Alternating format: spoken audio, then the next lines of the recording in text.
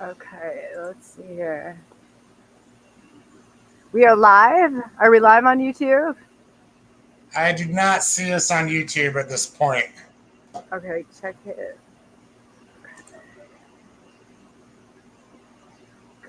Oh, you know what? Maybe I have to hit each of them. I've got it up on my TV, and we've got people waiting, but okay. I don't see us. We're not streaming yet. It says we're live, so we are live on StreamYard, but it's not connected to YouTube just at this point. Okay. Oh wait, there we are. We are live. We're live. We are live. Hey everybody. Hello. Sorry that we are having just a little bit of technical issues. I'm the technical issue. So anyway, let me get this going here. So welcome everybody. I know that it's a little bit different. You have a little bit different outline, but I'd like to welcome Tim Mothman, who is well known in our chats. But hello and welcome to the Coley and Tim show. Huge shout out to our Helix Rock Radio side, and that's rockradio.live, or download our app, both Android and also it's on the iOS. So it's awesome. We just want to say hello and a big shout out to all our fans on that side. And then also we are streaming on YouTube, hopefully Facebook, Twitter, X, Twix, whatever you want to call it. But tonight we have Twix. We have an awesome guest for you tonight, and that's Mr. Earl Gray Anderson, who is MUFON State Director of Southern California, STAR team member, an executive member of MUFON's the Experience Resource Team, which is the ERT team. He has hosted MUFON's Experiencers workshops. I mean, he definitely is a legend in the UFO, and he's got some great, amazing stories for us. Most recently, he's hosting this Saturday Experiencer workshop in Dallas-Fort Worth. So if you're in the Dallas-Fort Worth, Texas area, go look up Earl. He has personally invested over 1,000 UFO reports and specializes in experiencers' high strangeness cases. He has appeared on multiple radio shows, podcasts, and TV shows such as Ancient Aliens, Steve Bassett's Paradigm Shift, The Travelers Channel, Storm Area 51 Special, the season finale of Motor Trend, Televersities, and then I have UFOs. This will be featured on a new TV series, which is really exciting, the Alien Disclosure Files. So Earl was featured in 3 documentaries that were released all last year, and I mean, it goes on and on and on. So without further ado, I'm going to bring him on stage and let him kind of fill you in on the rest. So everybody, welcome. And we are excited to be here, and just bear with your technical issue. I'll call myself the technical issue, but let me at him. There Hello, how are you doing there, Coley? Hi, Tim. Welcome, Earl. Good to see you. Good to see you guys. Glad to have you here, definitely, for our premiere. That's awesome. What better guest could we have? You know, this is awesome. Wow, that's thanks for the honor, and hey, I'll tell you, I just got over that terrible ear infection that's kind of going around. My daughter, I was just talking with her. She's in San Francisco. She got it. She didn't catch it from me. But it kind of put me out of the loop for a week and a half. I usually have a lot of media stuff going on. But today I'm starting to feel a little bit better. I know we talked about it a little bit, a few days ago. Well, if my ears are all plugged up or something, I might not. But we're doing good. So I'm very happy to be on your show this evening. It's just more or less says I'm back in the saddle again. Oh yeah, those So, ear infections. I know can be oh, it was awful. quite a mess. It's terrible. Quite a mess. It was like an echo chamber in my, I mean, you could, like, if you've ever gone in an airplane and you're trying to pop your ears and you're having trouble popping them, and you try talking, it sounds like your own voice is amplified in your inside your head. Yeah. I know the feeling. Yeah. It was not pleasant. And it's kind of funny. I was telling the doctor, it's like, well, I mean, at one time I retired after a 40-year career as a hands-on nurse. That was about 4 years ago. Now, UFOs, I'm 24/7. That's what I do. And I so love what I get to do. Get to talk with a lot of very interesting people. I kind of am sort of friends with my heroes in ufology. People like, Paul and Joel Hynek. Their father, Dr. J. Allen Hynek, is kind of who I patterned a lot of my work after. He really tried to stay within the parameters of the scientific method as much as possible, which is difficult to do. Scientific method, you want to be able to repeat and experiment, that's part of that. Well, you can't really, UFOs really aren't on our beck and call. I can't really push a button and say, yeah, I'd like to see that V-shaped number that I saw, 4 years ago again tonight. So I get some, theodolite photos and Geiger counter readings. And that doesn't usually work. I mean, there's a few people that I hear, that they can call UFOs in, but I haven't really seen that happen personally. It doesn't work for me. So, but scientifically, that's the way that MUFON works as far as the way that we investigate this phenomenon. That was really what I was looking for. Would you like to know how I got into this in the first place? Because that in itself is a crazy story. Okay. All righty. So I'm not a young chicken anymore. I'm 66 years old. My mom, who now it's interesting finding out that Coley, that you lived in Iowa, and that because that was my mom's. That's where she lived. She grew up in Muscatine, Iowa, and she apparently, when she had just turned, I believe, 18.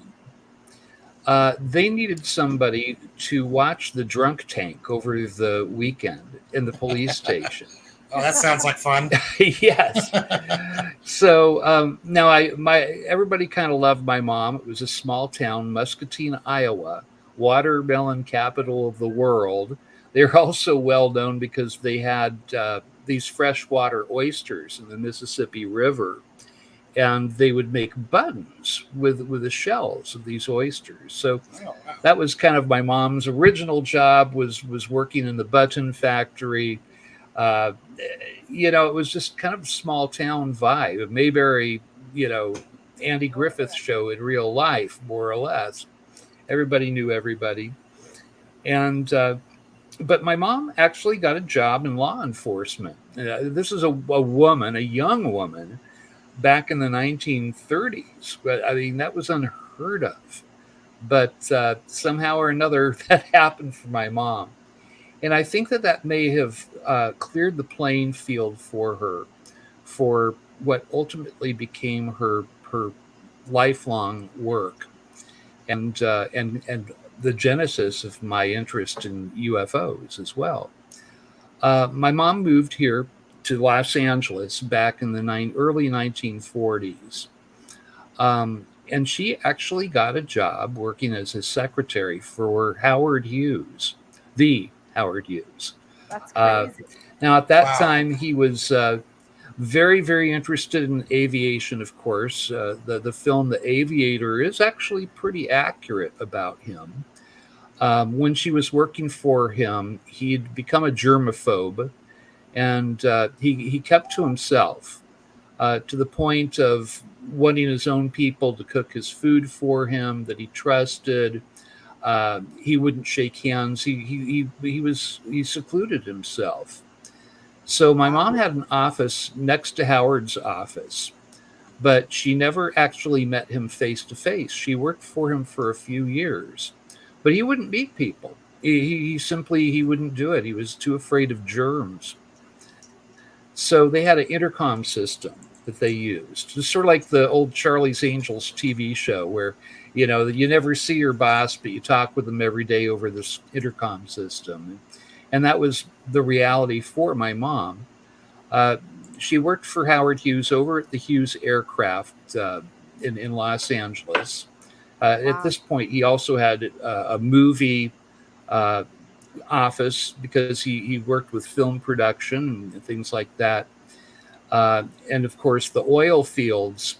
This is how he made his fortune. Was that Howard Hughes created the best drill bit for opening up the oil fields, and that opened up the aviation, which was his first love, and what his obsession really truly was.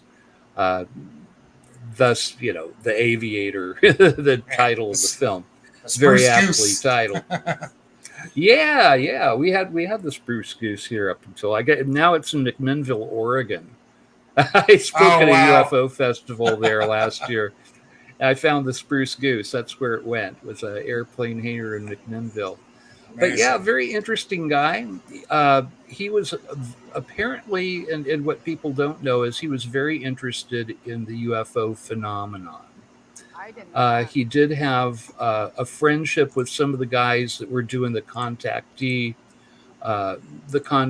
meetings back in the 1950s over at Giant Rock over in Joshua Tree.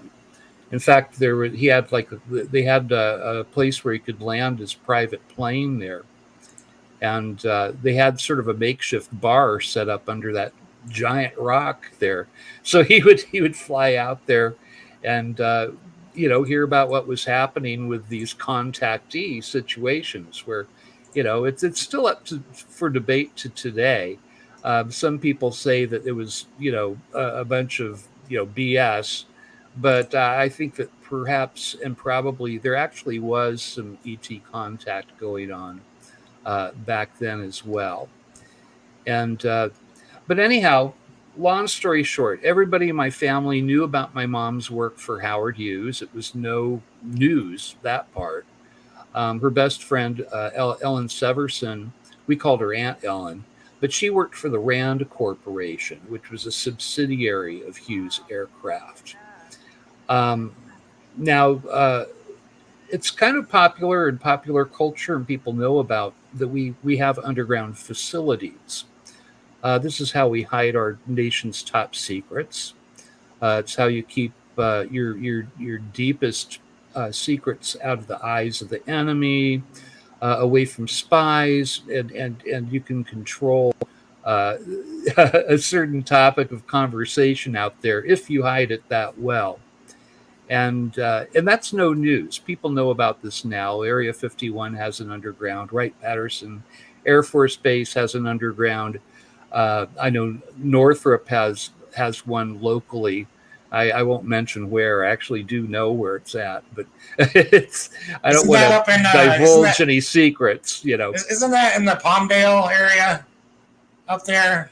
Roughly. Yeah, roughly. I could mention the town, but I'm not going to. I don't know, how secret it is anymore, and people tend to talk. In my role as heading up MUFON here in Southern California, you do get to meet a lot of aerospace people, DoD people, DARPA. Interesting friends and acquaintances. So, but anyway, I mean, I do know about this one that I guess Northrop owns, the main underground complex I'm talking about now. In the early 60s, even up until the 70s, you didn't hear about underground secret facilities. That wasn't something that was on television. It wasn't on Outer Limits show or anything like that. It really was a secret thing back then. So I was getting ready to go to school, kindergarten, Walgrove School, Venice, California. I was 5 years old.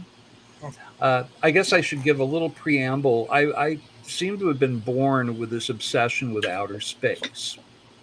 That was always my safe space. I mean, I would take the books down, Time Life books that we had. I would turn to the satellites and rocket launches and pictures of Jupiter, Saturn, Gemini, all that. Okay, that was my safe space. One of my earliest memories, and I know it caught my mom's attention, was I would climb up the swing set. My dad built this wooden swing set. I was maybe 3 or 4 years old. I'd climb up to the top. We had monkey bars. I'd sit up there and I would wave at the sky and I would sing. And I remember my mom opening up the kitchen window and going, "Who are you waving and singing to, Earl?" And I didn't even think twice about it. I said, "The space people, Mom. I'm waving and singing to the space people."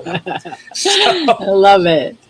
Where did this come from? Okay, I have no idea. I mean, this is pre-Star Trek. It was, you just didn't really, of course the space program was starting up. So, most kids were at least kind of interested in it, but I was obsessed. And the space people, somehow I knew that they were out there, and I was trying to make contact with them back 3-4 years of age. Here I am 60 some years later. I'm still doing the same thing. I'm still waving and singing at the space people, more or less, using computers and modern equipment to do it now, but essentially still doing that. So my mom sat down with me when I was having breakfast. It was just a normal day, nothing out of the ordinary. My cornflakes, too much sugar probably. And Mom started talking to me. She was talking to another adult. So it really caught my attention. I mean, there's no baby talk. There was no, sweetie this or honey pie that. It was just like having an adult conversation with her 5-year-old son. And I'll repeat it verbatim as well as I can. She said, "Well, Earl, you know that I worked for Howard Hughes, and family knows that. It's no big news. But there's something about my job that nobody else knows about." And she said, it all began when they sent me out to the middle of the desert, the middle of nowhere. They didn't tell me why. They didn't give me any idea of what to expect. And it was myself and a couple of, a little security details, a couple of security guys. She said that they showed her this low-slung shack, a concrete bunker. But that was the only thing that was there other than cacti and desert scrub and heat waves coming off of the surface of the desert. Oh, yeah. Yeah. Well, they took her up to this shack, and it was all locked up. It had an extensive locking system to it. She said they opened this up, and there was only one thing in that shack. It was an elevator. She thought they were going to show her machinery, or she really didn't know. She really didn't know what they were going to show her and why she was even there. Well, they got into the elevator, and she said that she thought that it would go down a floor or two.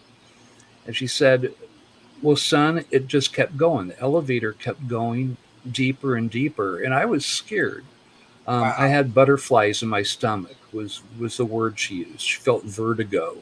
That's pretty fast. Mm-hmm. That's pretty fast. Yeah, it was moving at quite a clip. She said when the doors of the elevator opened up, there was a little city in the desert.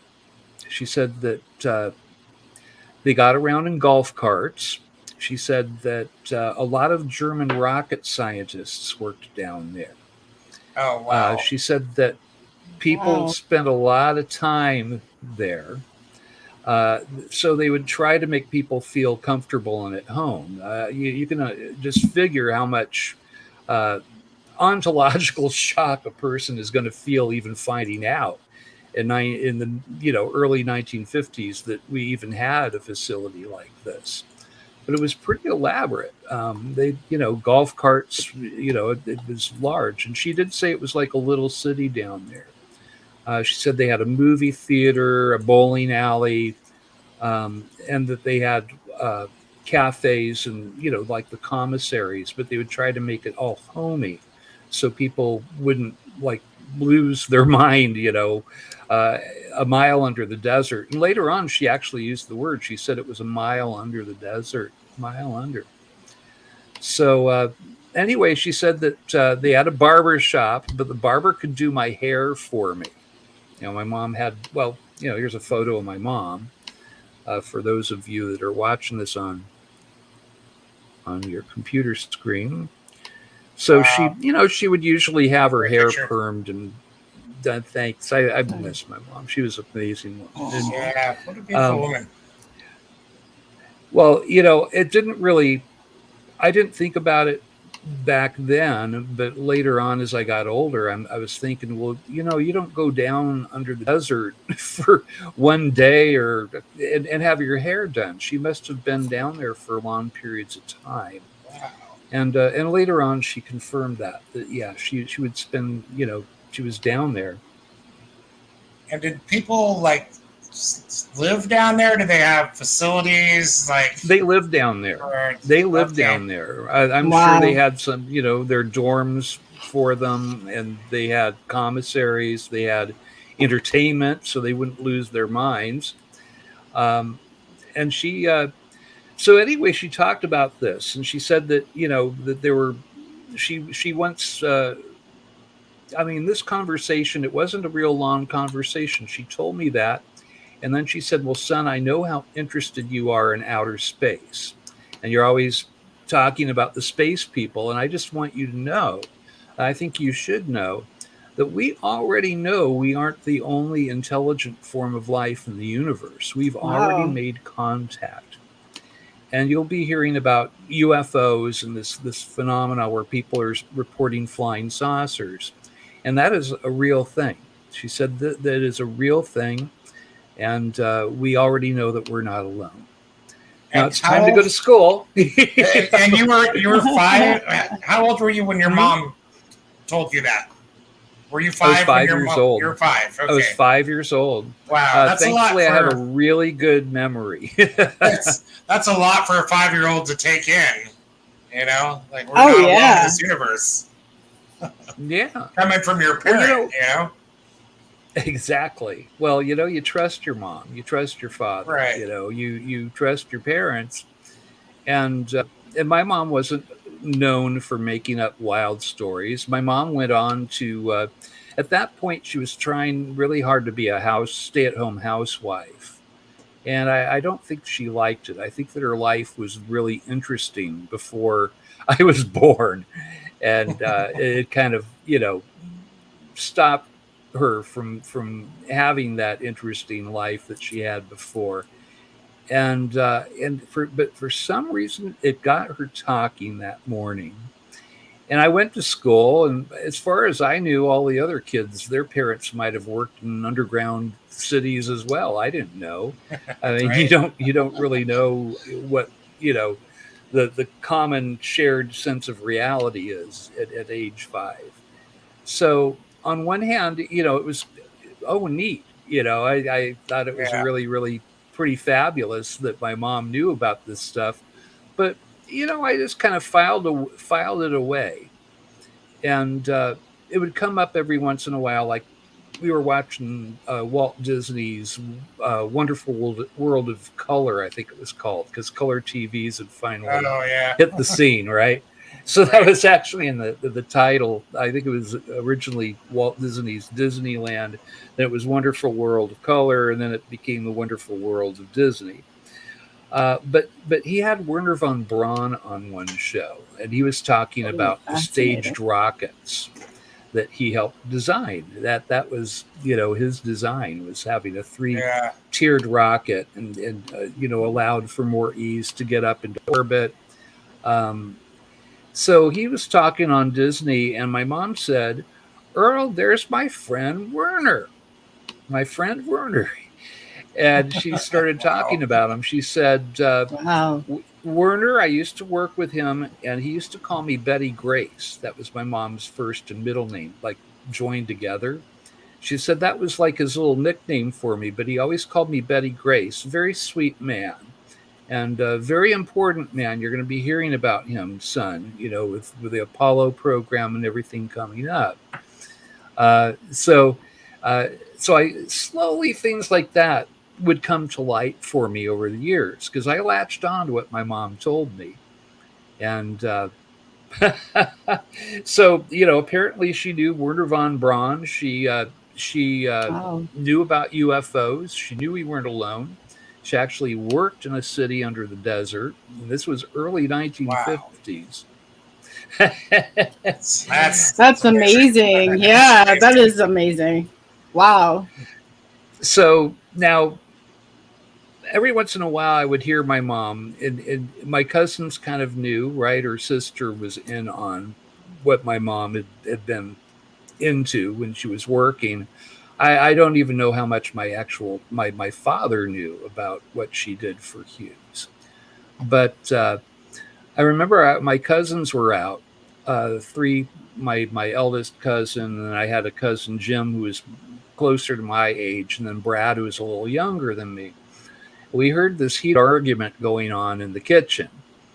So we were playing Lost in Space, right? Apropos, in the backyard. So, yeah, there you go. Yeah, right. Will Robinson, danger.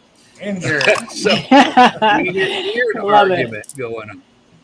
Is her and her sister. So we both ran, all four of us ran to the screen door, and we're trying to listen in.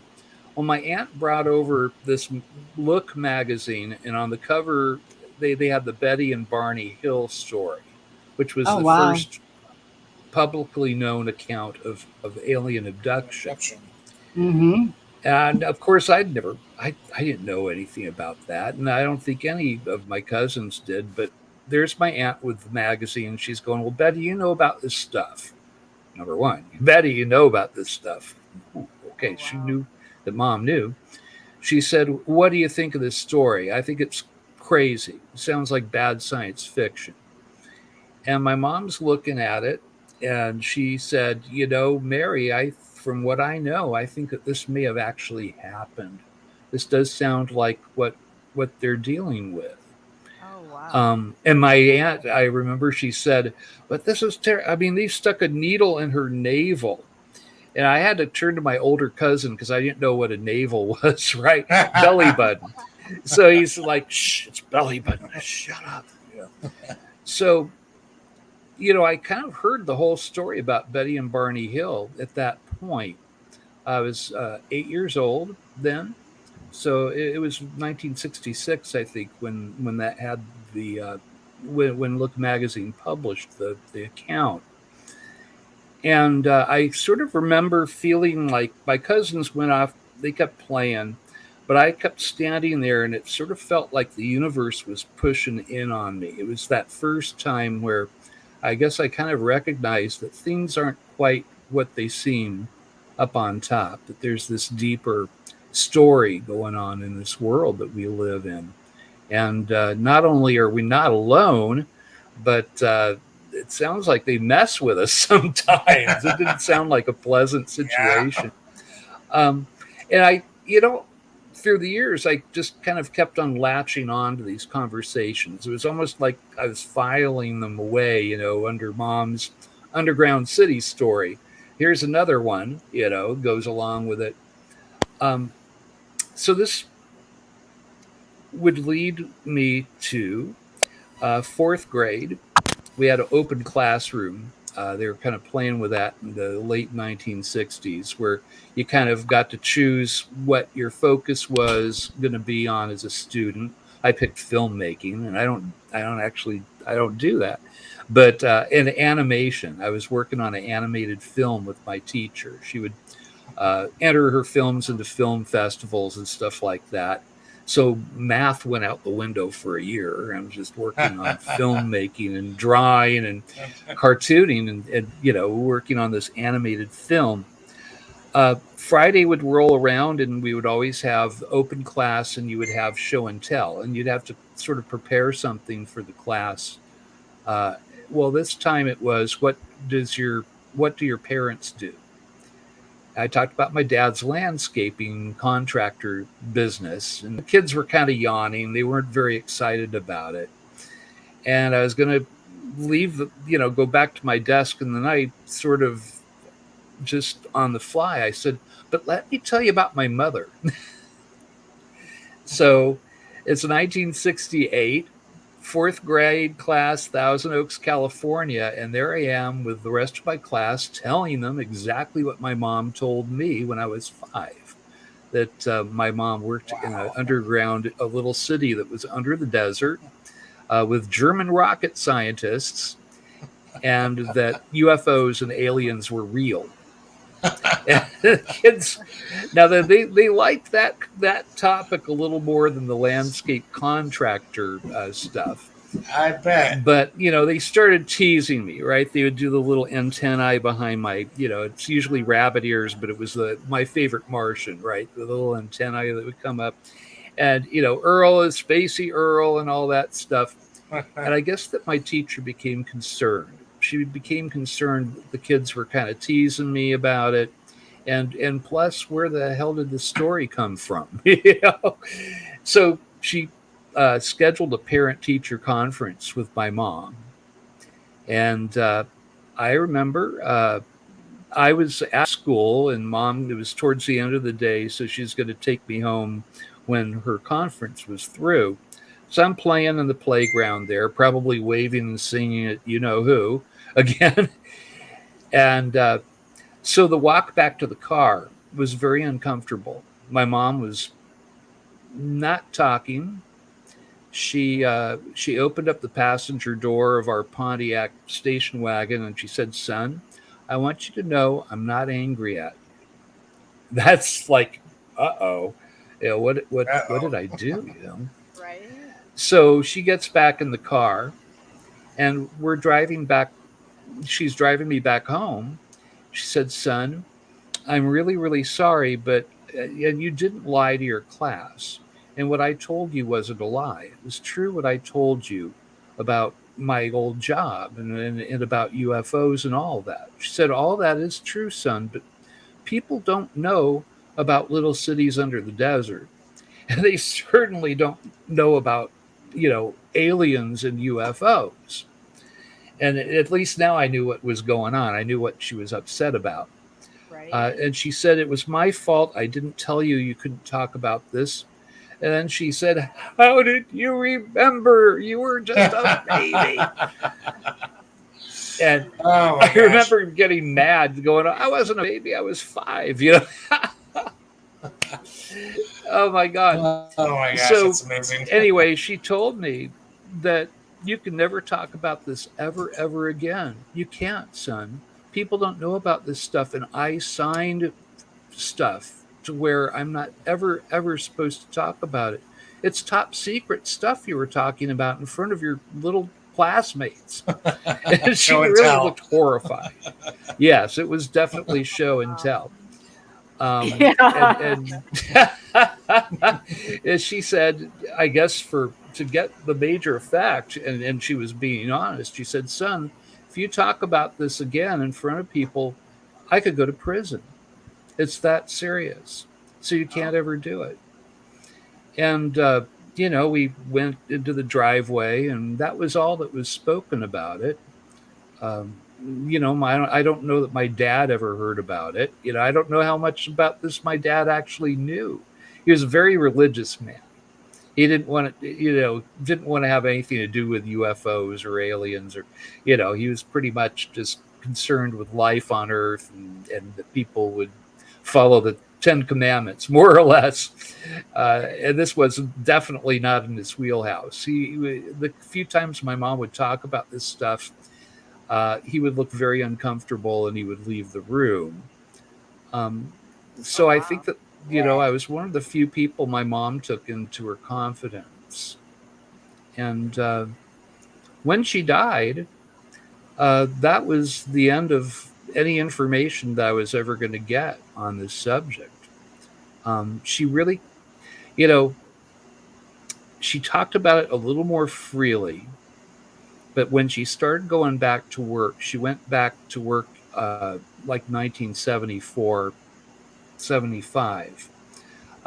She was running an employment agency, but I think it was kind of a cover because she was getting all these scientists out to Rockwell International, out to Lockheed, Northrop. David Grush, the guy, the whistleblower that spoke to Congress, he a little litany of all the different, aerospace companies that are the gatekeepers of this information. And it was like my mom's, like a list of her old clients. Those were her accounts. Wow, that is amazing. So she actually went back in and worked for this program. She did. And I believe she was working for this program until she died in 1999, because she was working privately. Once Manpower, she left the company. She took her accounts with her. Actually, it was back in the early 80s. They had a younger woman that was going to be her boss, and my mom, no, she wasn't going to do that. So she took her accounts with her. So it would be like just a normal day watching my mom. She'd be on the phone talking to like Ben Rich from Lockheed, or I mean, these should be yucking it up with these guys on the phone. People liked her because she was fun, funny, honest, a good, wonderful person. But how interesting. And so I'm going to tell you one more thing. And this is kind of wraps up why I'm so obsessed with the UFO phenomenon. I took my mom to see the film Star Wars. It was 2 days after it came out. They weren't getting huge crowds yet. It was just, it was in Time magazine that day. So the next day, there were lines around the buildings, the theater, to see the film. But we went and we watched the film, and there were maybe 10 other people in this theater in Santa Monica. This was near where my mom worked when she was working for Hughes. She'd just had a clear cancer screening that day.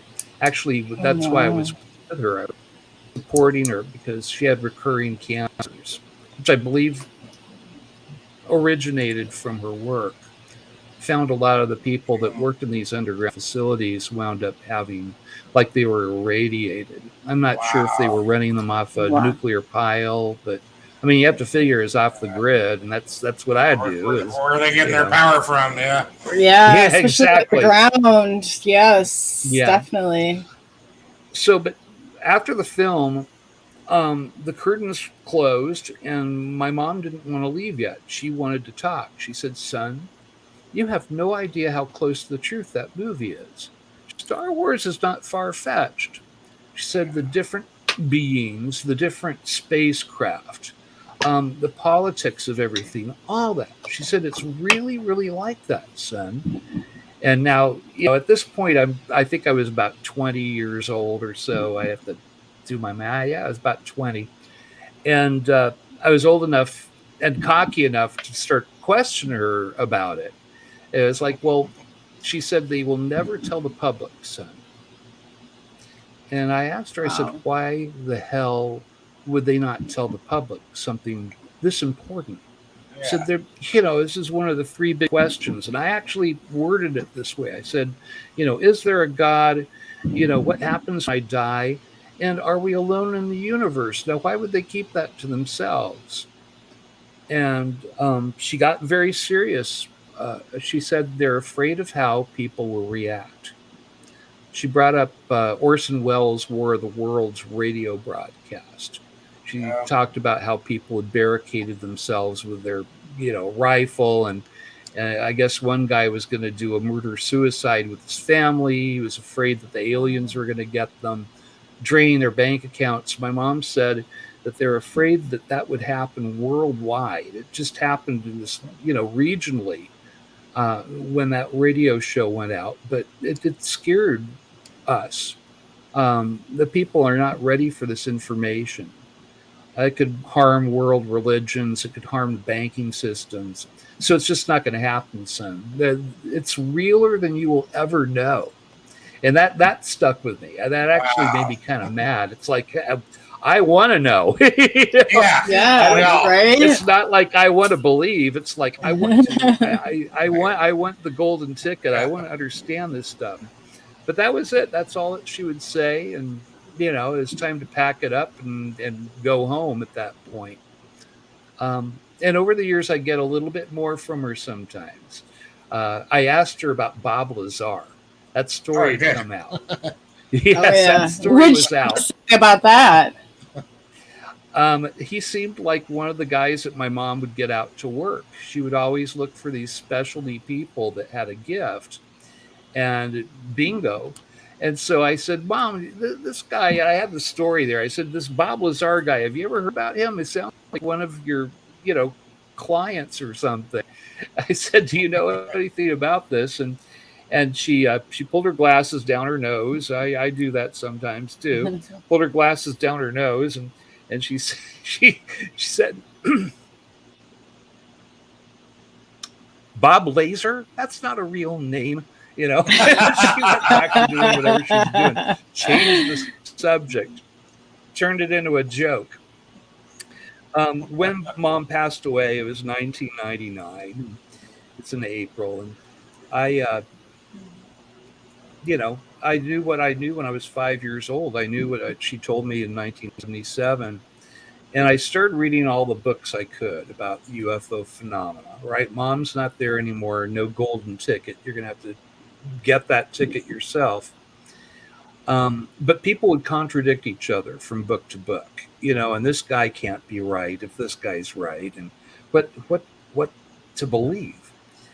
And that's when I decided that I needed to put my own hand to the plow, that I needed to do this myself. Otherwise, I'm going off of secondhand reports. And I heard about MUFON, the Mutual UFO Network is the acronym. And the more I looked into MUFON, the more it aligned with what I wanted to personally do. And that was to study this honestly. There's nothing there. I want to know that, and why would Mom make up some lie so elaborate, Right. And but that didn't make sense because my mom kept on working for these, high end, top secret, the organizations that are building our most secret aircraft and stuff. She was working on the F-117 project that Lockheed was working on there in the early 90s, late 80s. Wow. She had a hand in that stuff. And so I knew that there was, she wasn't lying to me. And I've recently had a couple of DOD guys who have independently of each other told me, I've read your mom's file. Your mom didn't lie to you. She was telling you the truth, Earl. I just want you to know you can be very proud of your mother and what she did. She was a real, true American hero. And I would ask, Wow. Well, okay, so you told me this much. Can you tell me anything else that's in my mom's file?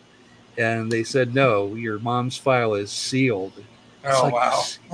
This is over 70 years ago. What she was talking about. How could something still be secret from 70 some years ago? But there it is. Yeah. So you still can't get access to it? Are you able to hear me? No. I mean, even a FOIA request, Right. No, you can't. I can't get access to anything. It's her file is sealed. Apparently, I'm not even supposed to know that she has a file. The one guy told me, "You're in the file." You went and gave a little lecture to your grammar school. Apparently, my mom actually told on herself. I mean, she was that freaked out that I had done what I had done. She was scared it was going to get back, and maybe she was afraid they would put her in prison or something. So I've heard that, there was a count of me, trouble troublemaker Earl, way back then. Yeah, I'm still, shaking the rafters to this day, same stuff. I want it out there. I want people to know. Right. And that's when I joined MUFON, by the way. I found out. I was just going to say, what do you think all the deception is about then? Like, why all I think some of it is snowballed over the years. I think that the way that they dealt with Roswell, and that was real. I know the family, Denise Marcel, that was her grandfather, was the first official on that crash site. There were two different crash sites. One in Corona, where I guess the environment HAB module crashed and they actually found bodies.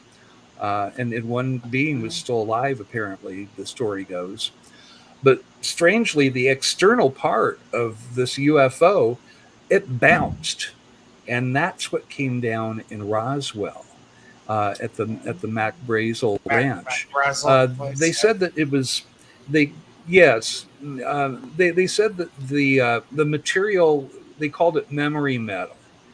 And Jesse Marcel, he was the head of security for Roswell Air Force Base.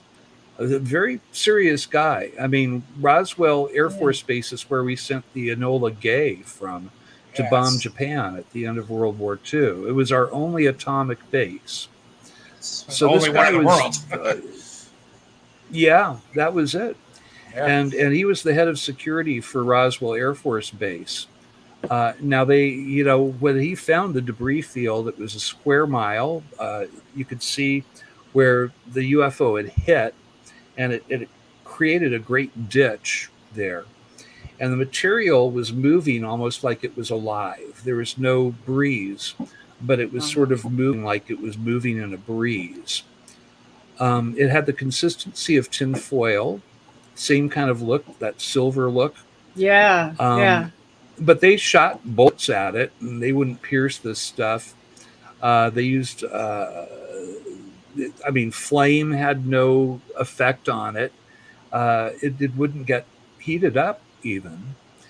And we would crumple it up, and it would go right back to its original form. It had some kind of electrostatic, element to it, a charge to it, where it would go back to its original form. And so that's what Jesse Marcel found. They filled the trunk of the Jeep with this stuff. I don't know it was a Jeep, but it was the military vehicle. It was just a car, I think. Filled the trunk up with this weird memory metal, and there were these I-beams that were also included. And if you'd move them just right to where the light was hitting it, it had inscriptions on it. It looked like Egyptian hieroglyphics. It was kind of a purplish color, and it was iridescent. So you'd have to move it until the light caught it just so, and then you could see that. Jesse mentioned that one of the hieroglyphics, it looked like a seal with a ball on its nose. Oh. And he actually went and he redid the script that he could remember. I think he was hypnotically regressed to get some of the details. But the military went and they told the world that it was a weather balloon, and they made him pose with a weather balloon. You can see the package, the opened weather balloon. The package was sitting there in the background, and if you look at if you look at Jesse Marcel's face, the expression on his face says it all. It's like, you got to be kidding me. Yeah, it's priceless. You got to be. It's priceless. I guess they failed to... They made him the head of security. To know the difference between a UFO and a weather balloon. Well, yeah, but if he were... Exactly. This is the head of security. Yeah. Right. You can't tell a weather balloon... and they had lots of crashed weather balloons in New Mexico at that time. Yeah. You couldn't tell the difference between a weather balloon and a downed spaceship. I mean, come on. Yeah. So, and that's where, the cover-up began. and it's just gotten worse over the years. Originally, hey, look, it's on my pillow. I got the Roswell Records. Oh, that's story. awesome. That's awesome. The RAF flying saucer, right? And that went out. That went out to the news wires, and they made them retract that, and they came up with a bogus weather balloon story to poor Jesse Marcel's horror. And of course, he signed non-disclosure agreements, and he couldn't even really tell his family what really happened until this came out. Thankfully, people like Hynek and Stanton Friedman and others, the story finally got out there, and Jesse was able to, confirm that yes, this had happened. Didn't Stanton Friedman say that Lazar, he claimed he was only there for 2 weeks working security, like waving the wand? He didn't like Bob Lazar. Yeah, I know that. Yeah, Stanton didn't like Lazar. I know the story that he said that he didn't like him because he didn't talk like a physicist, but I know some physicists that do not talk like physicists as well. Right. Bob Lazar is a character, and he looked at physics. He looked at things differently, and that's why I asked my mom. This sounds like one of the guys you'd send out to these jobs. I had one friend that my mom got out to Northrop to fix a mainframe computer problem that they were having, and he was just a high school graduate, but he was one of those math whiz guys where he could look at a column of numbers and he could tell you which number didn't belong there in any kind of sequence. The kid was a genius. Really, he was just a year older than I was. And my mom got him out through Manpower Incorporated. This was probably 1976, I think, probably 76 or 77. And he was gone for 3 weeks. And then he came back with a wad of cash, a new car. And he said, "Thank your mom for me. This was very, very helpful. Do you like my new car?" It's like, geez, Where's mine? And he asked me, he said, "Do you want to see what they had me do?" And I said, yeah. And he went into the house. He brought back a ream of computer readouts, right? The old school where they're all connected and folded up. Dot matrix printers, yeah. Yeah, so he's holding this thing up there and it goes flop, flop, flop on the tops of his shoes, right? And there's this one number that was circled with an old orange grease pencil. It was pre-marker days then. And he points to that number and he says, "You see that number there? That stopped Northrop in their tracks. They couldn't get anything accomplished. The computer systems were completely stopped because of this one bad number."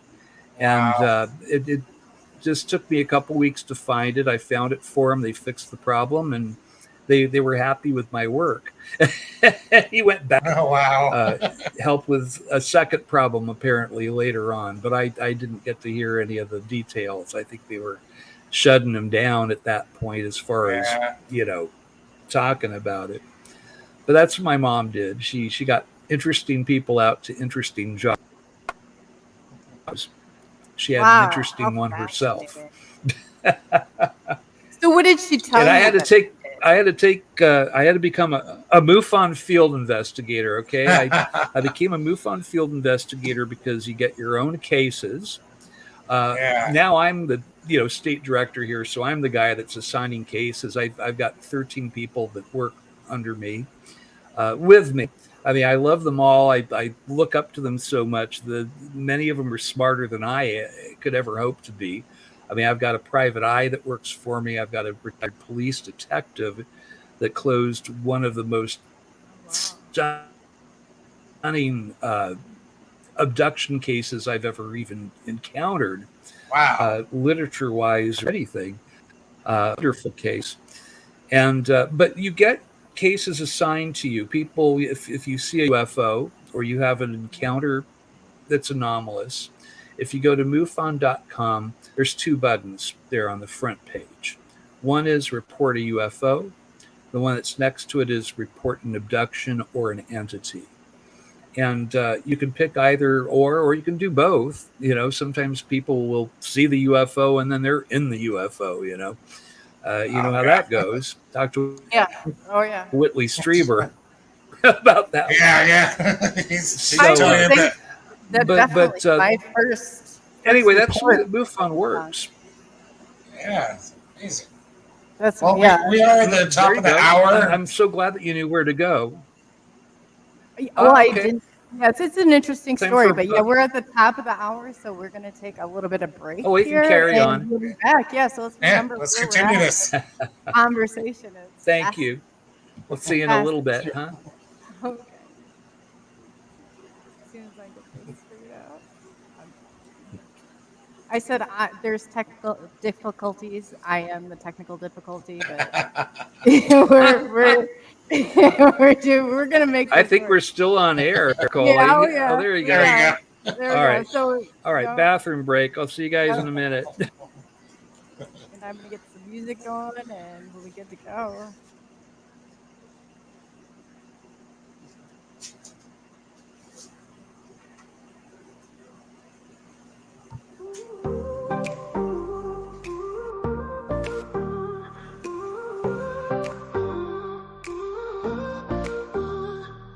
Lights in the sky above, questions we can't shove, mysterious stories told, secrets that unfold. Experts share their tales, mysteries in the trails, whispers in the night, aliens in flight. Oh, UFOs aren't real, tell me what you feel. Aliens unseen, paranormal dream.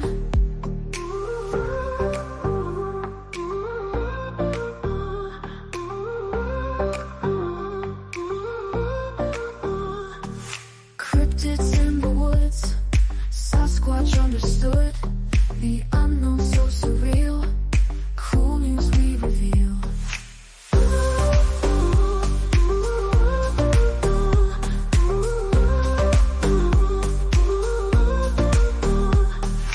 Experts talk and share, mystery everywhere, beyond the skies we gaze, eerie endless maze. Oh, UFOs aren't real, tell me what you feel.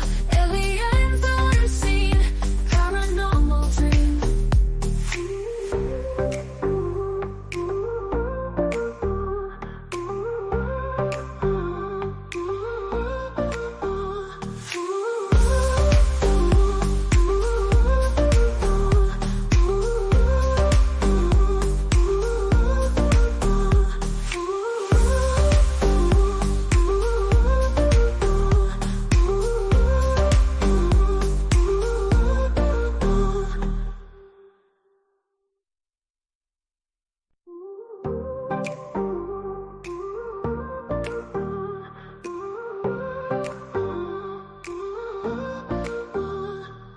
Lights in the sky above, questions we can't shove, mysterious stories told, secrets that unfold.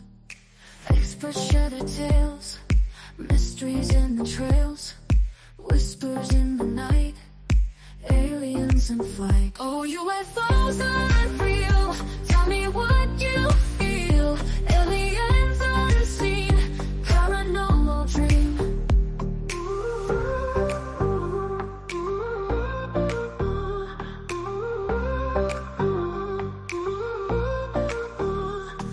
Cryptids in the woods, Sasquatch understood, the unknown so surreal, cool news we reveal.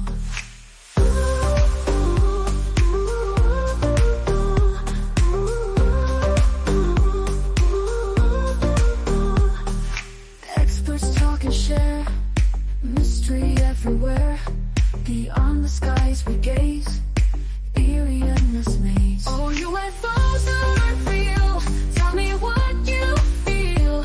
Aliens unseen, paranormal dream.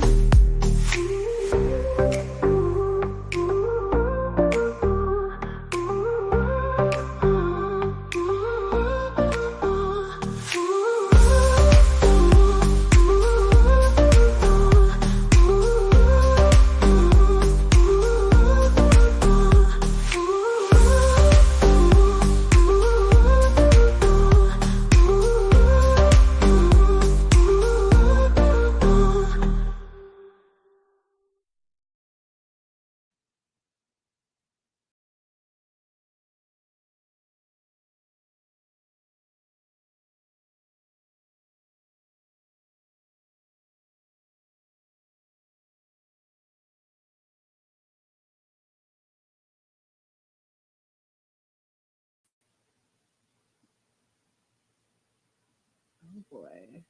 Can everybody hear everybody? No. Yep. Hello. Oh, you can. Oh, okay. You got. I can't see you though. Your Yeah, camera's I'm off. trying to Coley. figure that out. Oh no. And I there got you are. it. Yes, yes, yes. We're getting this. Thank you for bearing with All us. right.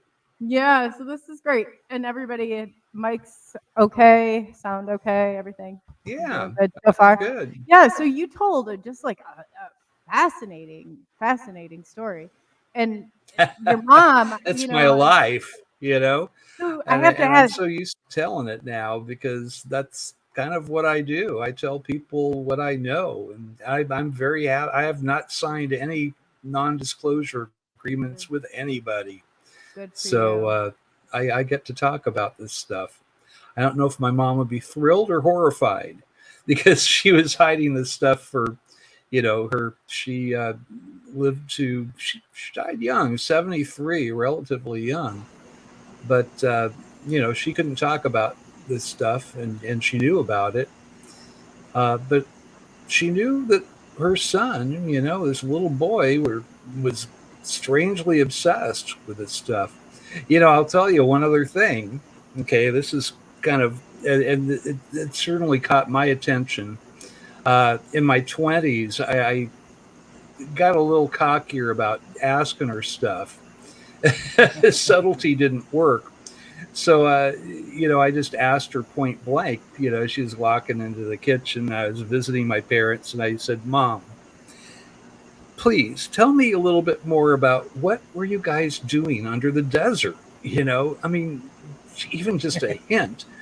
And she looked at me, and I got the raised eyebrow. She turns around and she's walking away like usual. And she was in the hall. I remember the hallway was carpeted. So you'd hear click, click, click, and then it was silent. And then she stopped midway to her room, turns back around, and she had like a little half grin on her face. She came back and she said, "Well, son, I'll tell you one other thing. I can tell you one other thing. You were down there too." What? And wow. What? Now she's definitely messing with me because I've never been in a deep underground military facility of any sort. And she said, "Yes, yeah. Son, I worked there. I was pregnant with you, and I didn't retire from Hughes until you were born. When you were born, then I retired from that job. But technically, you were down there too." So that explains a lot. Maybe I don't know if the aliens were fooling around with me or something. Well, they say it runs in families. In utero, but apparently I was down there as well. Yeah, Really you were. We I'll tell you, we see definitely familial connections, especially in the experiencer phenomenon, where I had one case, a guy who worked for officialdom. Again, they seem to be very interested in our military. They're interested in our spy network. And but this guy, I can't tell you his name. I can't tell you where he lives because he still works at his old, doing what he did when I met him. But I had one case come in from a TSA agent at a major airport, and he was, head of security. And he had since childhood, 7 years of age, he started having visitations at night by these little gray beings. You've seen them, the big black eyes. I mean, they use them in chicken commercials and stuff now. It's kind of public knowledge. What the small grays and there's tall grays as well, but that's one of the four major groups of beings that seem to be visiting us. Either from the stars or interdimensionally, or some people think that it's us from the future. Honestly, I don't know. Extra-temporal, yeah. I mean, they're bipedal, a head and shoulders and 2 arms, 2 legs, 2 eyes. Maybe that is what we turn into when we, live Dr. emotionless. Masters. Dr. Masters likes to talk a lot about that. Yeah. Good guy, yeah. He's a good guy. He knows his stuff, and I'm open to that. Honestly, if you're doing due diligence as a ufologist, and I will use the U word now, because I have personally investigated over 1,000 cases. It's probably around 1,300. If I, for a long time, the experiencer cases at MUFON, we wouldn't even keep it was certainly not on the computer system. We would keep those notes in a locked safe. And that was how intensely we were as far as protecting these people's identity, because it can ruin your life. Kathleen Martin is my mentor, and I find this interesting that Kathy, I heard that story about her family when I was 8 years old. It made this huge impression on me, and here I am. Kathy is who I answer to. She's who I go to if I get confused about something. And she'll tell you that she is my mentor. She is. But her family, they did not want that story out about that abduction. That Barney Hill, he was very deeply involved in NAACP, the early, trying to keep things fair for people Civil of rights non-white lineage. Oh, wow. And the family, they were all, teachers, and we're talking very intellectual and people that were already known, but not for UFOs, not for aliens. And when that story came out, that wasn't supposed to come out. That journalist lied to the family, and he exposed them and their names and even where they lived. And it became a real problem for her family.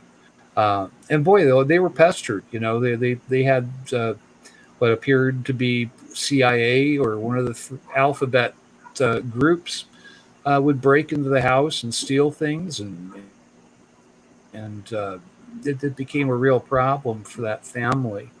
So we were really, really careful, and still are. If somebody wants to remain anonymous, there's a button you click on that report that you put in, and we honor that.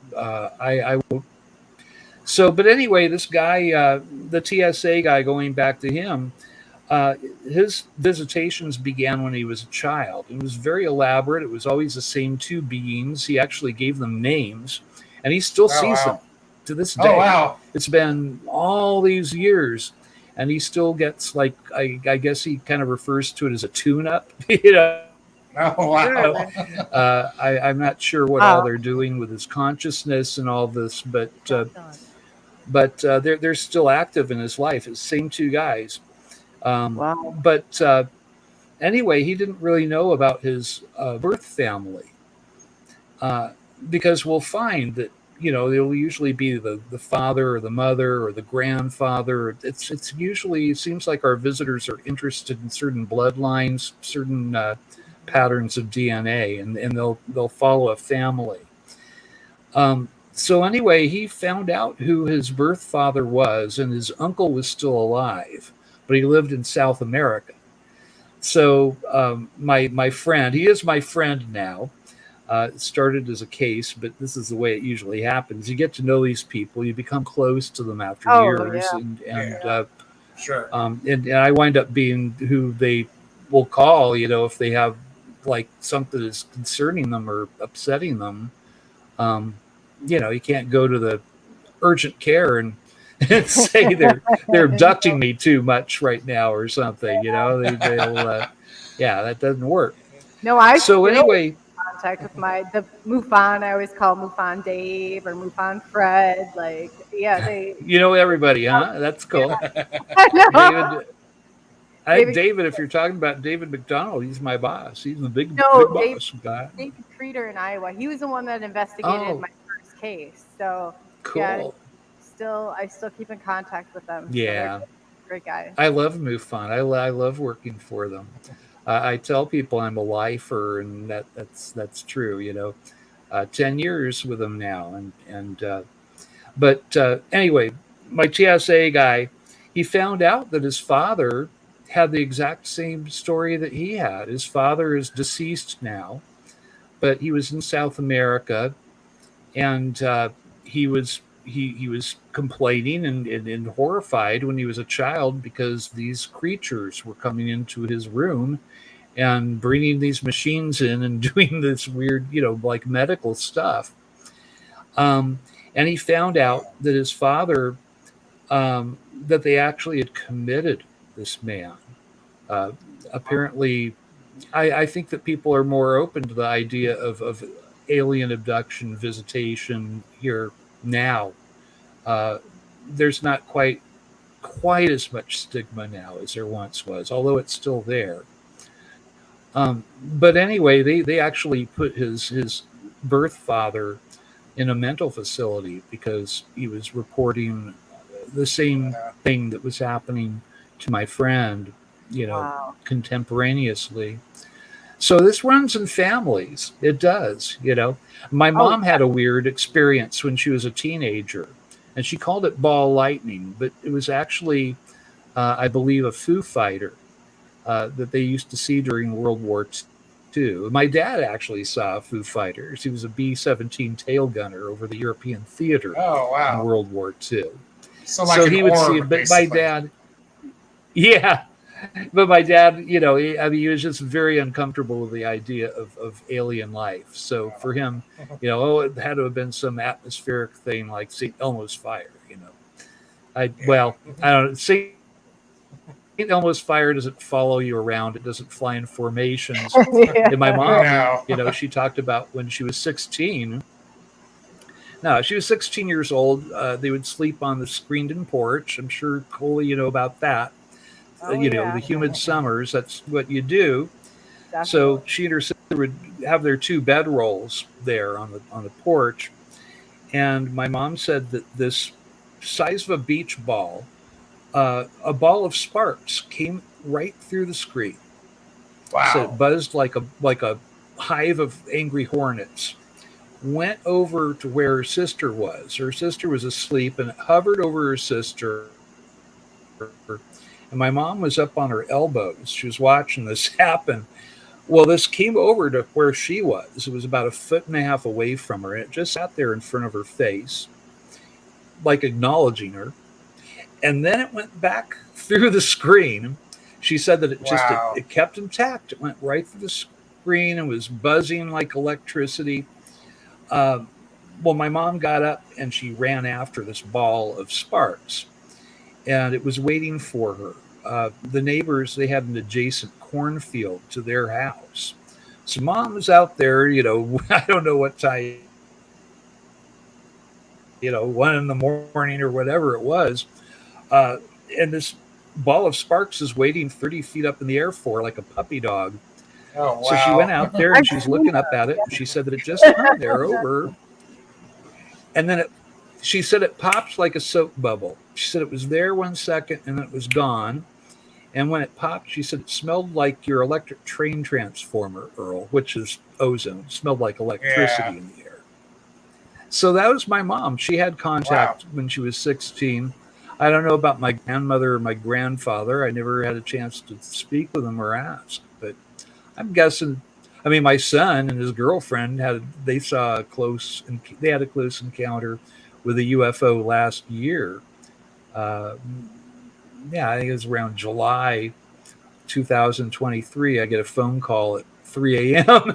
and my son and his girlfriend are watching this UFO going through all of these acrobatics that a satellite or a drone wouldn't be able to do. Right? So this runs in families.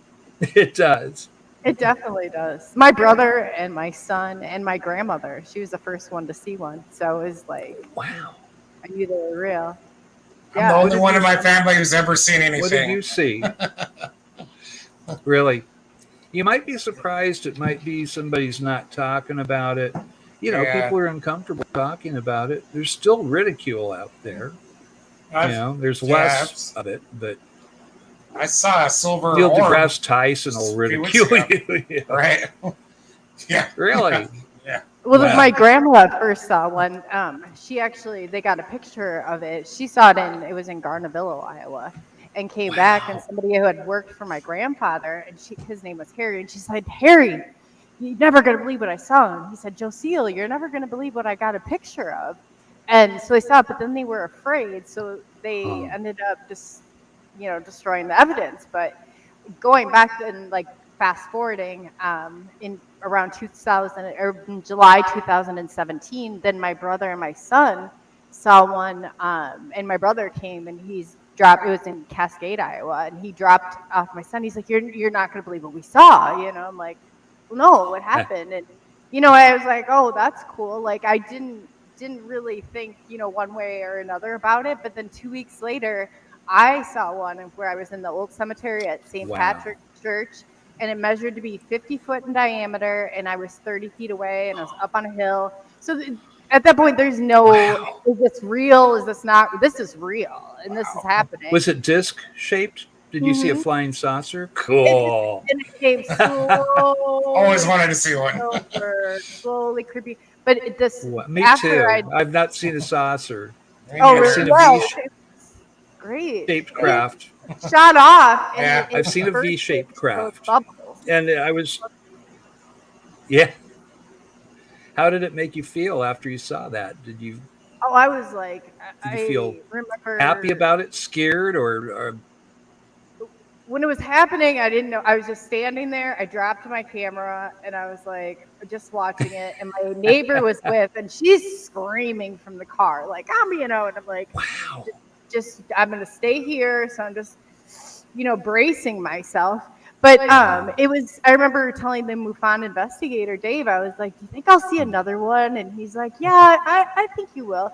Because after that, that's when everything started to change. And then by December of 2017, then they started coming more and more. And that's when the abduction part started. So it changes your complete course of life. And yes, it does. It's unbelievable how you could think one way and then, it just changes everything. But yeah, it's amazing. It's absolutely. Yep.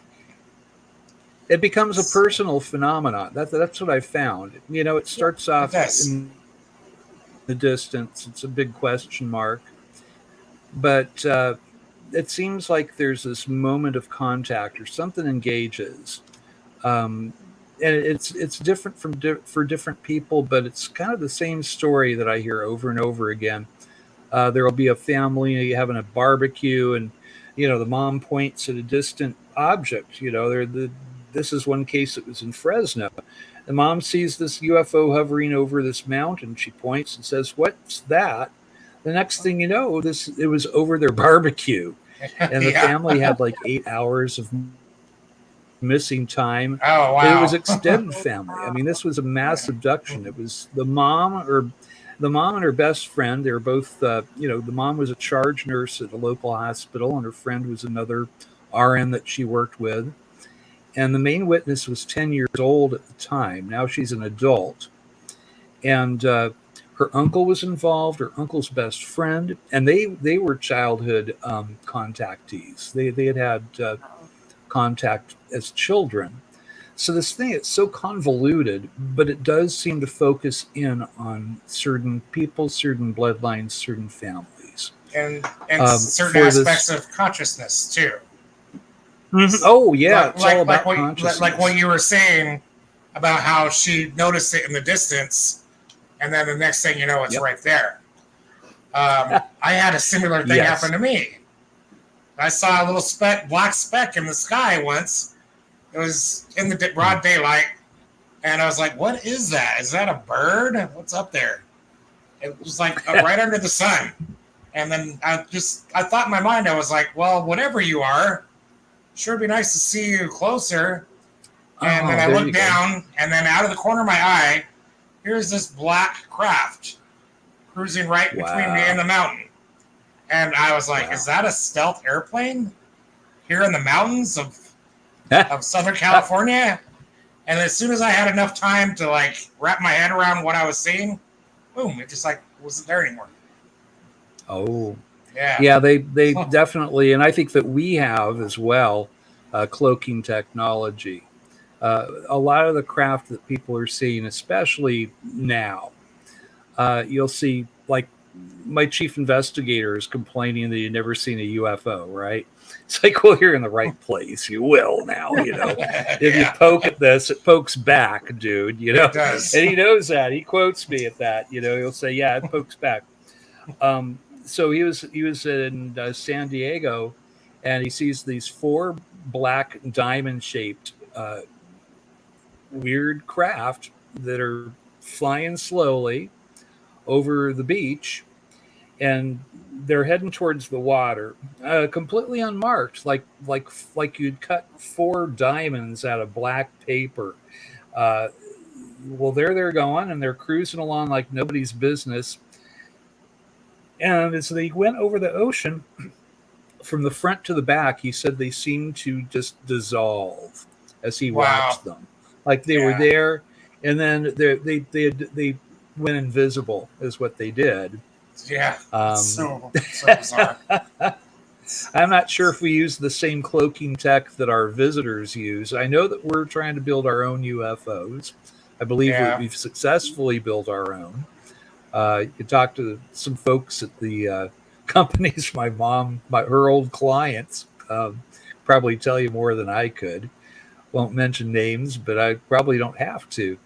And I see what it looks like a little flight pattern sometimes, from Edwards Air Force Base to Plant 42 in Palmdale to Point Mugu area in Ventura County.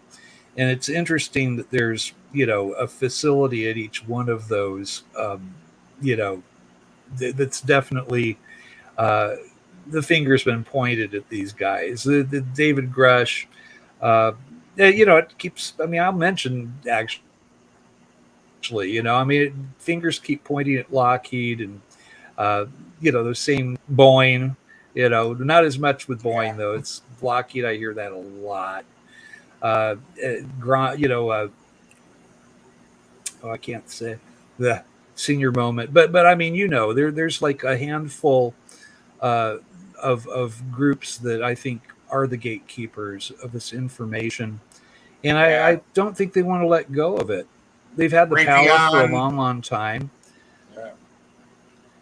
Yeah. Motorola one of my mom's big clients was Raytheon and Northrop and all the Grumman. A lot of people talk off the record. I've got guys that have 90 engineers working under them for some of these groups, and they can't. If I told you, I'd have to kill you, right? I've heard that a few times. Right. That's sort of the running joke, but reality, well, I could tell you, but then I have to kill you. I think even Obama said that once in an interview. They were asking about Roswell, and he looked nervous and chuckled a little bit. He said, well, I could tell you, but then I have to kill you. That is what they tell you. But I had one guy that was horrified because I was just going, well, those black triangles, I think that that kind of looks like you guys work.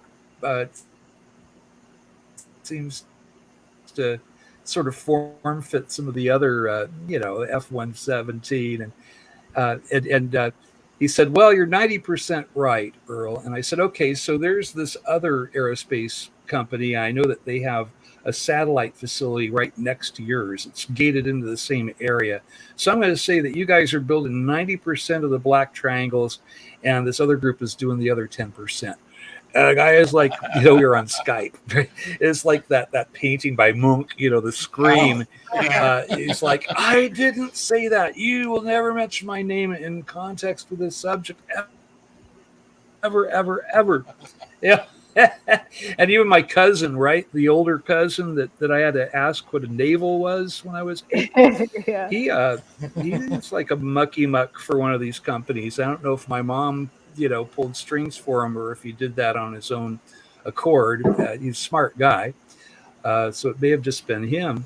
But I asked him about the triangle. So this was maybe 12, 13 years ago. It was before I was even a MUFON member. I'd just been reading about it. And he looked horrified that I even brought up the subject. Like, we're we're going to Cirque du Soleil, and we're not going to my facility, so we're not going to talk about it. We're not going to talk about that. Wow. So, but I wonder, how much they're going to tell us and when. I mean, this stuff is like bursting out at the seams. With the whistleblowers are coming forward. Now Lou Elizondo's book is out. Yeah. It's time for them to pony up and just say, we can't tell you everything. Okay. We can't share this because as soon as we share everything with you, we're sharing it with Russia and China. Russia and China, else. Exactly. But yes, and I think that we're kind of on the cusp of this. I think that, it's getting a little more lax. We got the Skinwalkers, the Pentagon book by Colm Kelleher and those guys about 3 years ago, I think. And now slowly we got Elizondo's book that was a good book and is very accurate. MUFON was working with the early, the Bigelow. I mean, they're the guys that acquired the $22 million that Harry Reid, acquired to research this officially. And so, MUFON, we knew Lou Elizondo. He'd come over and pick up certain items that we had from certain cases. Shouldn't go into it too much, but no, the guy, he's who he says he is, and he was working for who he said that he was working for, and he had all the official okays to do that. So hopefully we get. I don't want the president to necessarily go out in front of the public and say that it's real, because half of the country, it wouldn't matter who is president. Half of the country is going to call it fake news. They're going to call it fake news, right? Which I guess is a real good cover for these guys. I mean, nobody's going to trust whoever does disclosure. We have no Walter Cronkite in the building, kids. Right. Yeah. What we're doing right now is disclosure. I think so too. What do you think about Lou's claim of the phenomena? Like you were saying earlier, if you poke at it enough, it's going to poke you back. And Lou it's poked at me. Lou, I'd like to hear about that. But Lou also made that same assertion out of his book, or in one of his most recent interviews that I saw with Rogan, and he said his wife and him were having orbs coming into their house. Yeah, that happens. Yeah. I haven't had orbs, but my wife and I had an experience about 9 years ago now. It was when I was really starting to poke at this phenomenon. I mean, when I say that I, have investigated over 1,000 cases. I mean, we're talking, I've gone, when it's been appropriate, boots on the ground. I've taken theodolite photos of the area and where they interviewed every family member, interviewed friends when available to find out the veracity of the person. I mean, once in a while you'll get somebody that thinks we're going to make them famous or put them on Ancient Aliens or something. Right? So sadly, we do get hoaxes, and I have to be very careful. And there's a fine line that you have to walk when you do an investigation properly. Can't have presuppositions made up. You can't decide, this guy is a fraud. Oh, this guy is for real. No, you have to have a clean slate. You have to go in there almost like sterile type of environment and approach this detail oriented. And I can't go in there as a true believer. I have to go in there as a skeptic. Yeah. And the beauty of that, though, is, and I've told people this, and I'm serious, you can take any one of my cases. Out of 1,000 in some cases, I have about 100 that I can't explain that got the UFO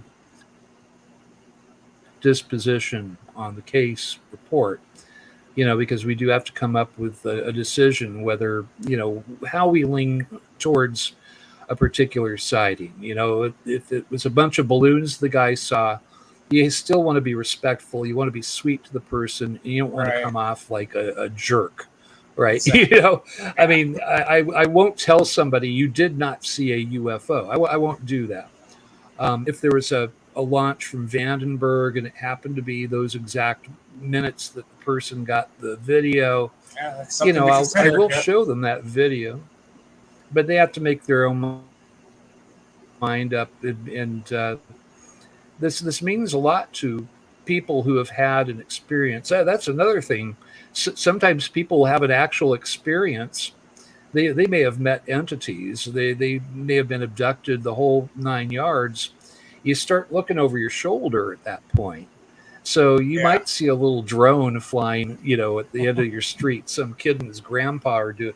I mean, I had one case like that where it was the grandpa and his grandson, and this guy knew he was seeing a UFO. I finally told him, you know what? Why don't you just run after that UFO? I was that sure of what he was seeing because he did send video. And he's running and he's huffing and puffing, and he gets there and he's going, and it's a guy with his grandson played with a drone. You're right, And I don't feel good about being right. I want it to be a UFO, you guys. Right. I think everybody at MUFON, we always want it to be a UFO. But you have to go in there and be honest. You have to be a skeptic yourself, because if I'm not, somebody else is going to be. If I have a loose thread on a case and I screwed up somewhere, somebody's going to find that. So I'm very, very careful. And I've got 100 cases roundabout, maybe a little over or under at this point, where out of those 1,000 cases, I will go into a courtroom and say that this is unexplainable. This is a UFO. This is not anything that humanity can create right now, as far as we know it. If it's a black project, well, it's pretty technologically savvy. When things appear and disappear, they seem to use a portal, interdimensional travel to get from here to there. Right. I don't think we can do that yet. I mean, maybe I'm wrong. Yeah. Yeah, I don't think so. And that's how they get around, as far as I know. Yeah.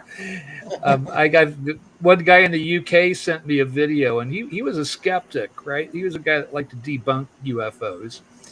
And so he knew me, he was always kind of, ragging on me. Well, he is out and he thought that he was watching a balloon, and he's like videoing this thing, and it winds up, it's this perfect saucer shape with a cupola on top. It's Coley's flying saucer, right? It's a classic flying saucer out of a 1950s movie. Well, we watched this thing go into what looks like a hole in the sky, and then it all closes up, and it's just nothing but a blue sky. Oh my gosh. And I've had people try to debunk this video. The Mick Wests of the world, if you know him, he's like the new Phil Klass, right? And I actually wanted to debate him in front of a Zoom audience, wouldn't do it. Manager says he doesn't do debates. So, but chicken. Yeah, right. But anyway, he does do interviews. There's no way. I mean, I had one guy trying to say that this UFO that this guy in the UK saw was a balloon that popped, and the black hole that it went into was it outgassing, right? And it's like so. Right. So this balloon is exactly, it's silver, it's reflecting light. It's got a little cabin on top. And we watched this go into a hole in the sky, and then the whole end, that craft disappear. And a balloon, I want to see where you're getting your balloons, it might save NASA some trouble, So that's, that's the way that it has to be. We have to be the swamp gas. Yeah. Yes. Swamp gas. Yes. I'll tell you, the way that I feel is it's this balance on a tightrope where you're equal parts skeptic, equal parts true believer. I know this phenomena is real. I've seen beings, right? I've had contact. I know it's real. And that's, without my mom, even the information from my mom and all that officialdom stuff where they confirmed my mom's story. I know it's real, but I have to treat it like I don't know it's real. I have to Right. treat it like I'm a skeptic, because that's the only way that you can do this properly. And that's how you know your UFOs from your balloons, kids. You know. That's what I do with my own sightings. I try to think of So don't get mad everything. at the MUFON field That could be. investigator when he's asking you questions. You know. Right. Yeah. Yeah, no, you want to know. It's like, Yeah. it's almost like you wish at first what you're seeing isn't what you're seeing. Like, you know, Right. did I really see a Oh, but then see an it's actual so UFO. amazing. It's so It's amazing. shocking. I mean, Yeah, it is. John Mackey used the word ontological shock, and that's like when your sense of reality and everything that you hold near and dear to you that's real in this universe is pulled out from under you like a rug, and you're like hanging there, you know, spinning in the air. That's what it feels like. And you don't do what you've been trained to do, I found. And I 4 years ago, when I had a close encounter with a craft, I was 35 feet away from it, closest approach. I believe that I watched it leave, and it confused me because suddenly it seemed like it was right in front of me in my face, and yet it was like miles away. I was looking at it through atmosphere, right? Like through the smog, like it was far away, but yet it was right in front of me. I was so aggravated when I was seeing it because I was really under their mental influence. And the closer you are to a UFO, the more effect that they will have on you. It's like the Jedi mind trick. So you forget you have a phone in your pocket. You forget that you take a video. I'm a trained observer.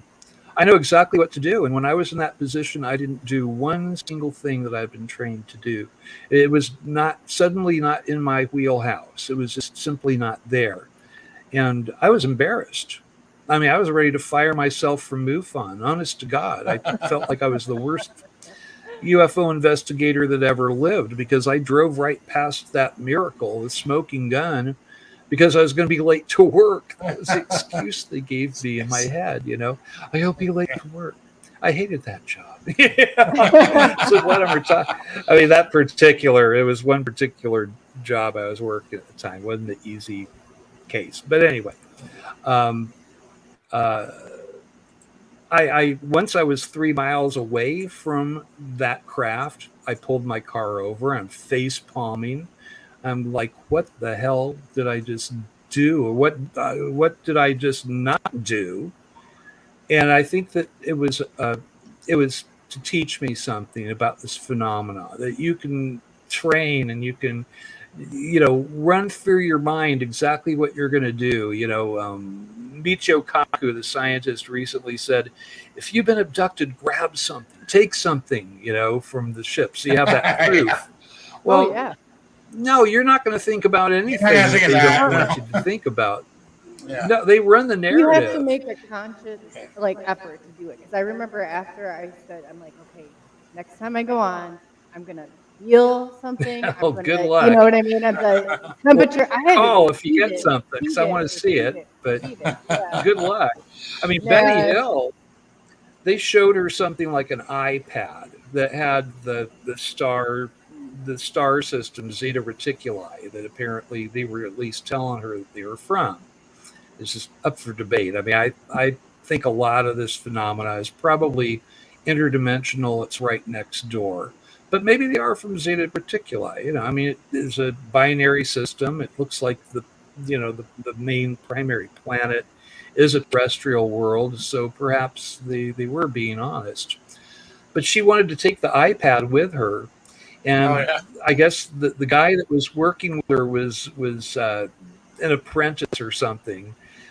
He was going to let her take it, and then the big boss man with the black eyes, he takes it away. He's like, no, you don't get to take it.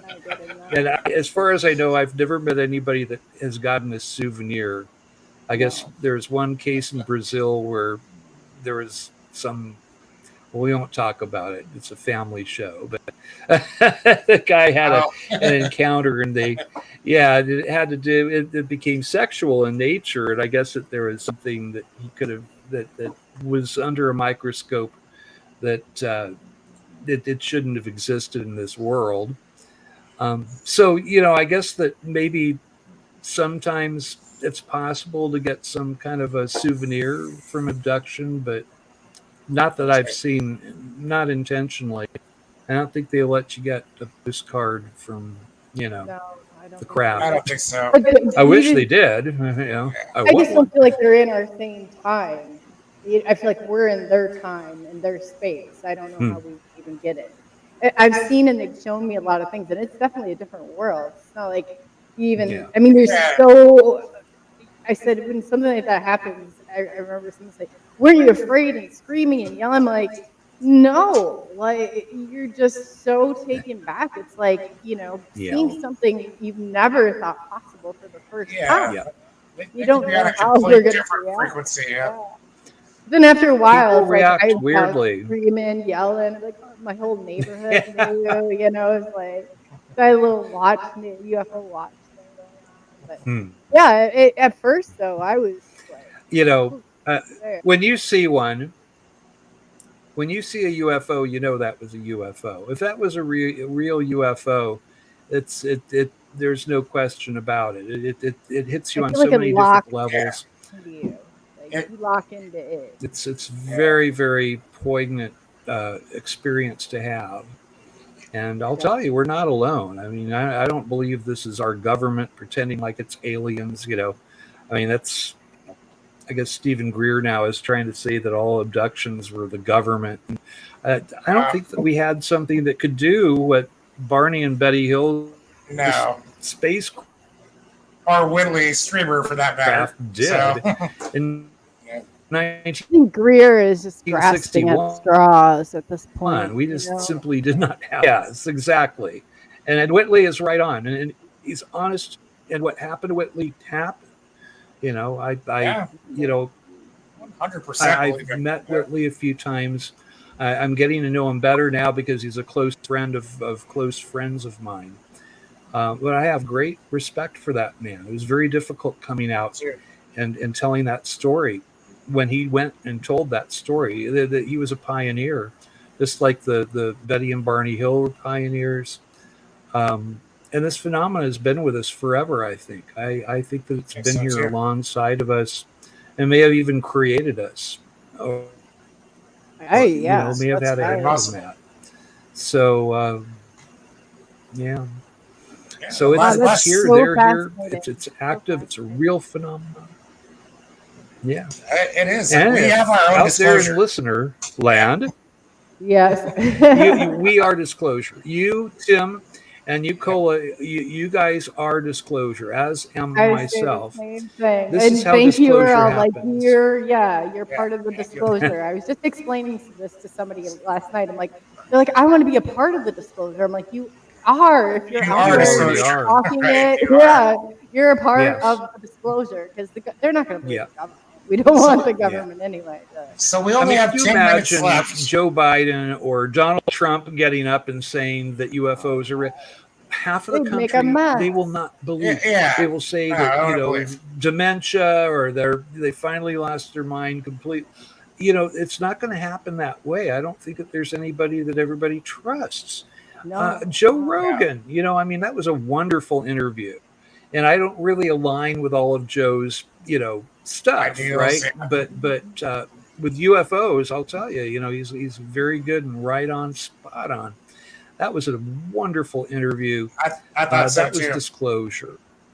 Yeah, That's disclosure, and this is disclosure. And you guys out there at work, wherever you are, when you talk about this and you talk about it seriously to your colleagues, that is where disclosure happens.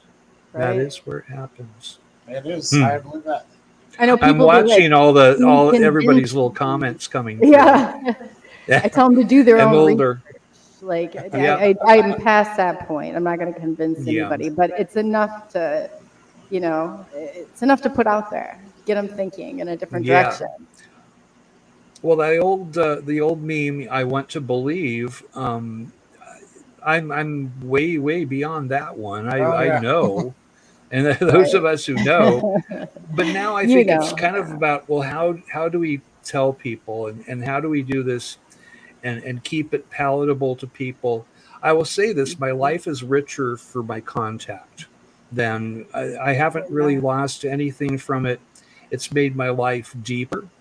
It's made my art deeper. You know, I'm a musician. I'm an artist and writer sometimes. You know, and I believe that it's made me a better human being. My compassion. When I, you know, this is something that you don't hear out there, but it's an aspect to this phenomenon.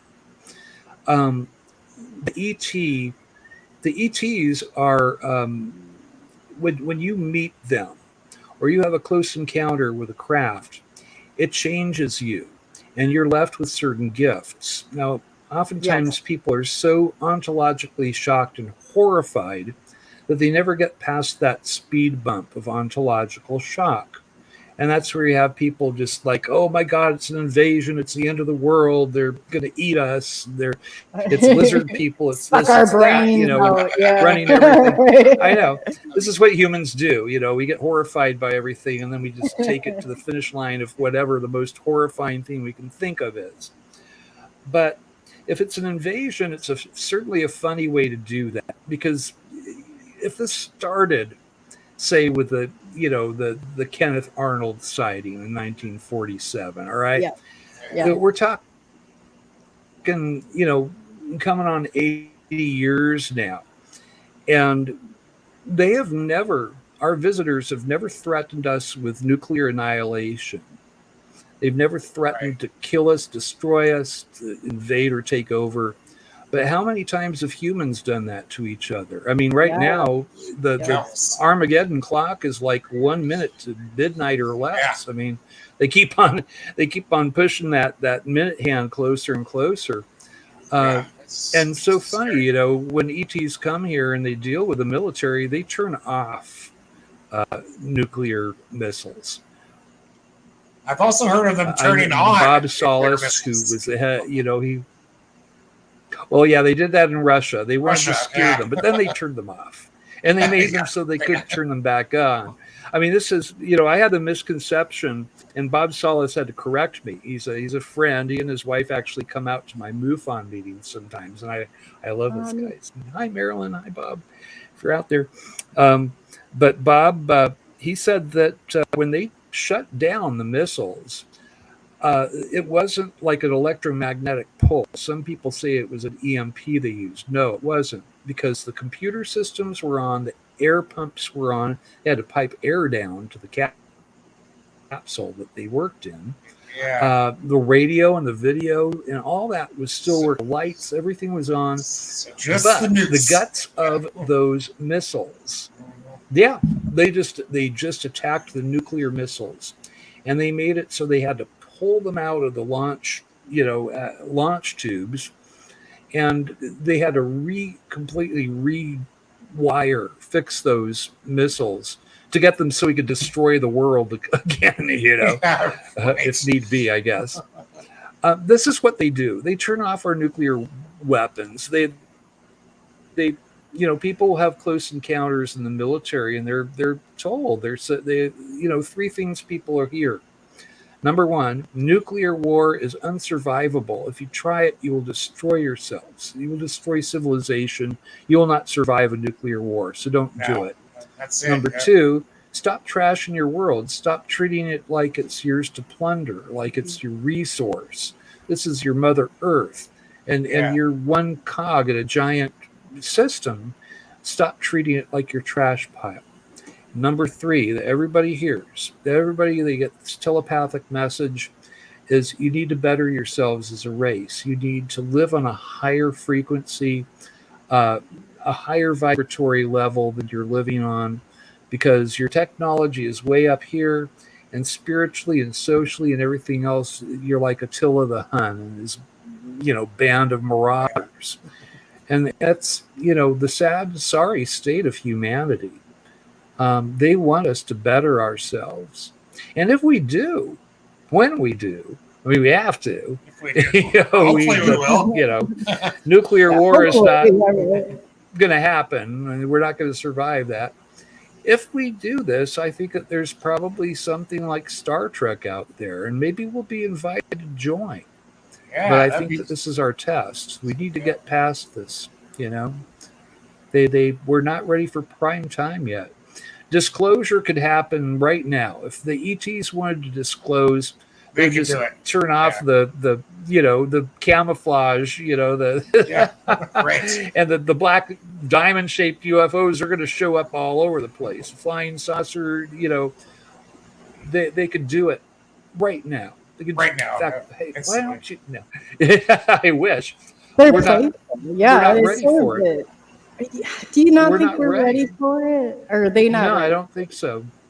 I think they're ready for us to be ready, and I think that that something has to happen very, very deep within ourselves to where we stop pointing these weapons of mass destruction at each other and stop treating each other.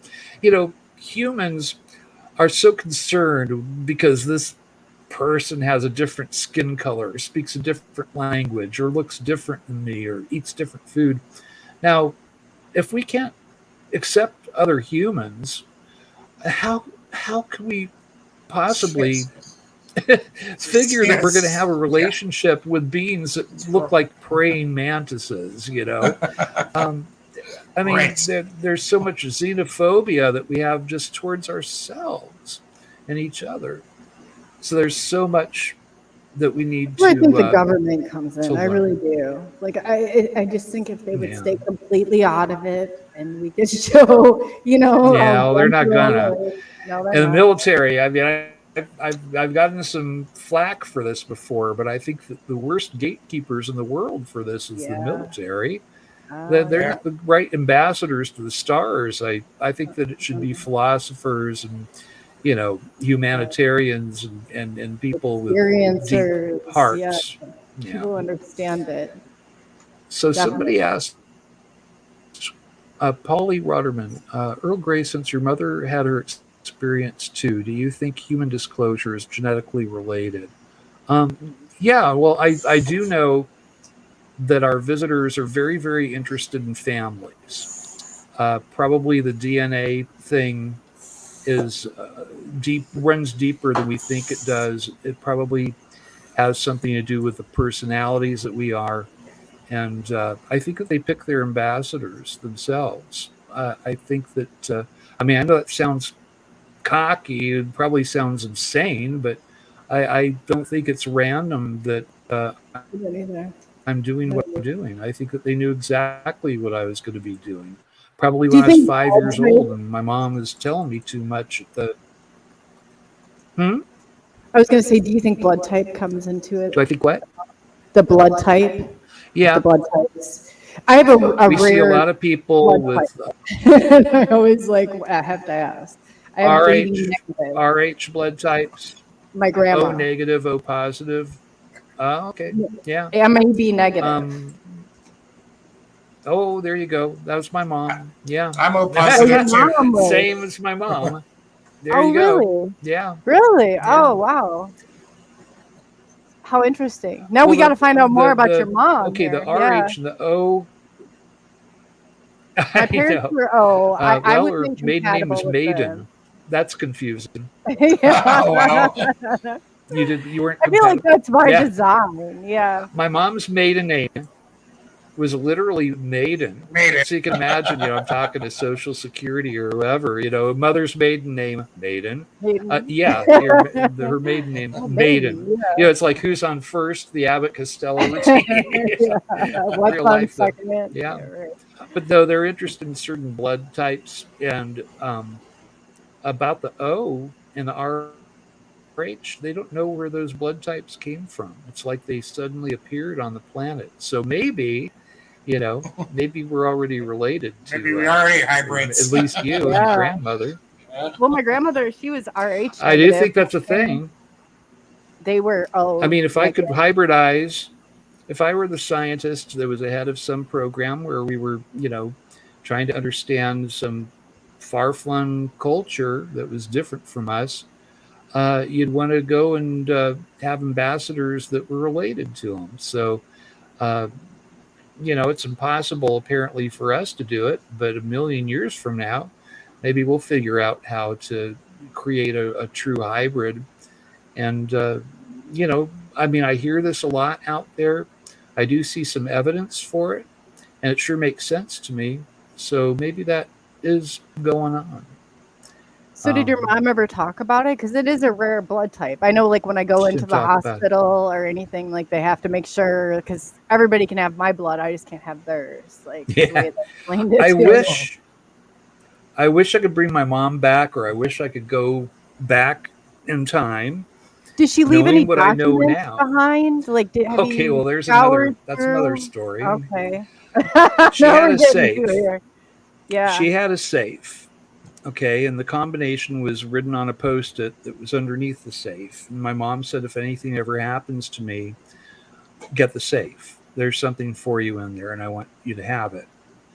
So I knew this. It's family stuff.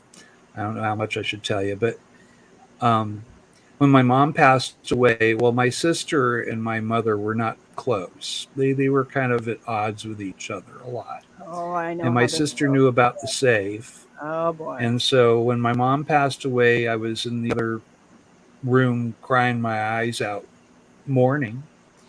Yeah. And my sister came with her husband, and they nabbed the safe. Oh, my God. They put it on the back of their truck, and they drove it away.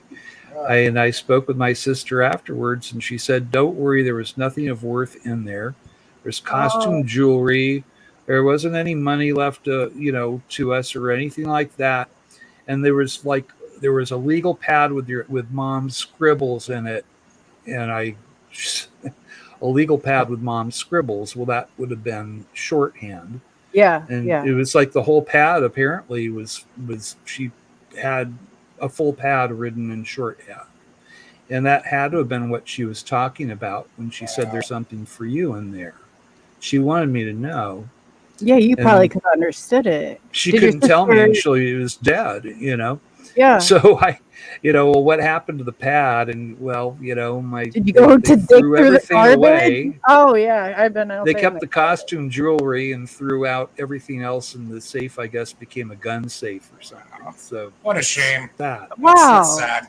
Oh, I would never forgive somebody over that. That's terrible. I wouldn't either. I know. Did they told you they didn't live local? You couldn't go dig through their trash. Like they live in Central California, and it was a done deal. It was trash pickup was Monday, and it's like a Tuesday. That's heartless. I know. Maybe they didn't. Maybe they will come around. And you know what?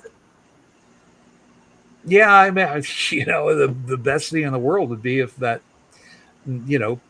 legal pad still existed and they just squirreled it away somewhere. But I have a feeling that that it didn't end that way. I think that they were just disgust because there was nothing in there of worth, and so it just got emptied into the trash. Yeah, but did they know there was something for you in there, like specifically? Well, did they know that? I don't know if she knew that or not. I don't know if they knew that or not. Maybe. But I don't think that my sister really knew my mom's story.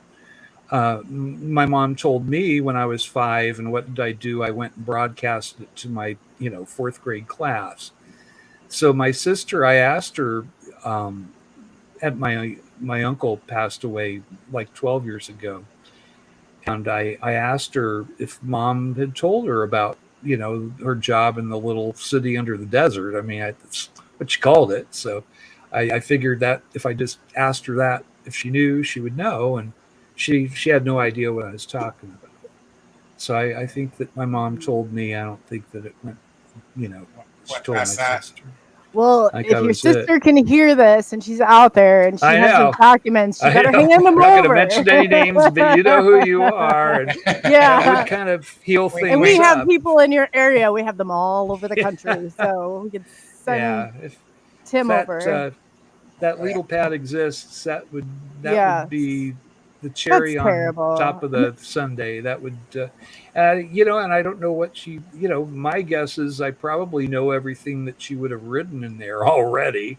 Because, now I'm like all over this stuff. Right. I've spoken with people that probably had higher, security clearances than my mom had, but who knows? Maybe everything was Yeah, there. who I really don't know. knows how deep she was into this? Like that's the like, phenomenal. I've had hints from people.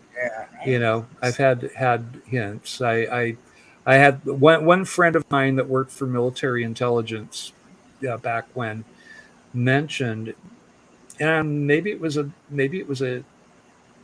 he knew about, couldn't tell me, but but he said, that your mom would have been considered a hero. That was back in the Cold War. There weren't a lot of women working in these facilities, although there were some.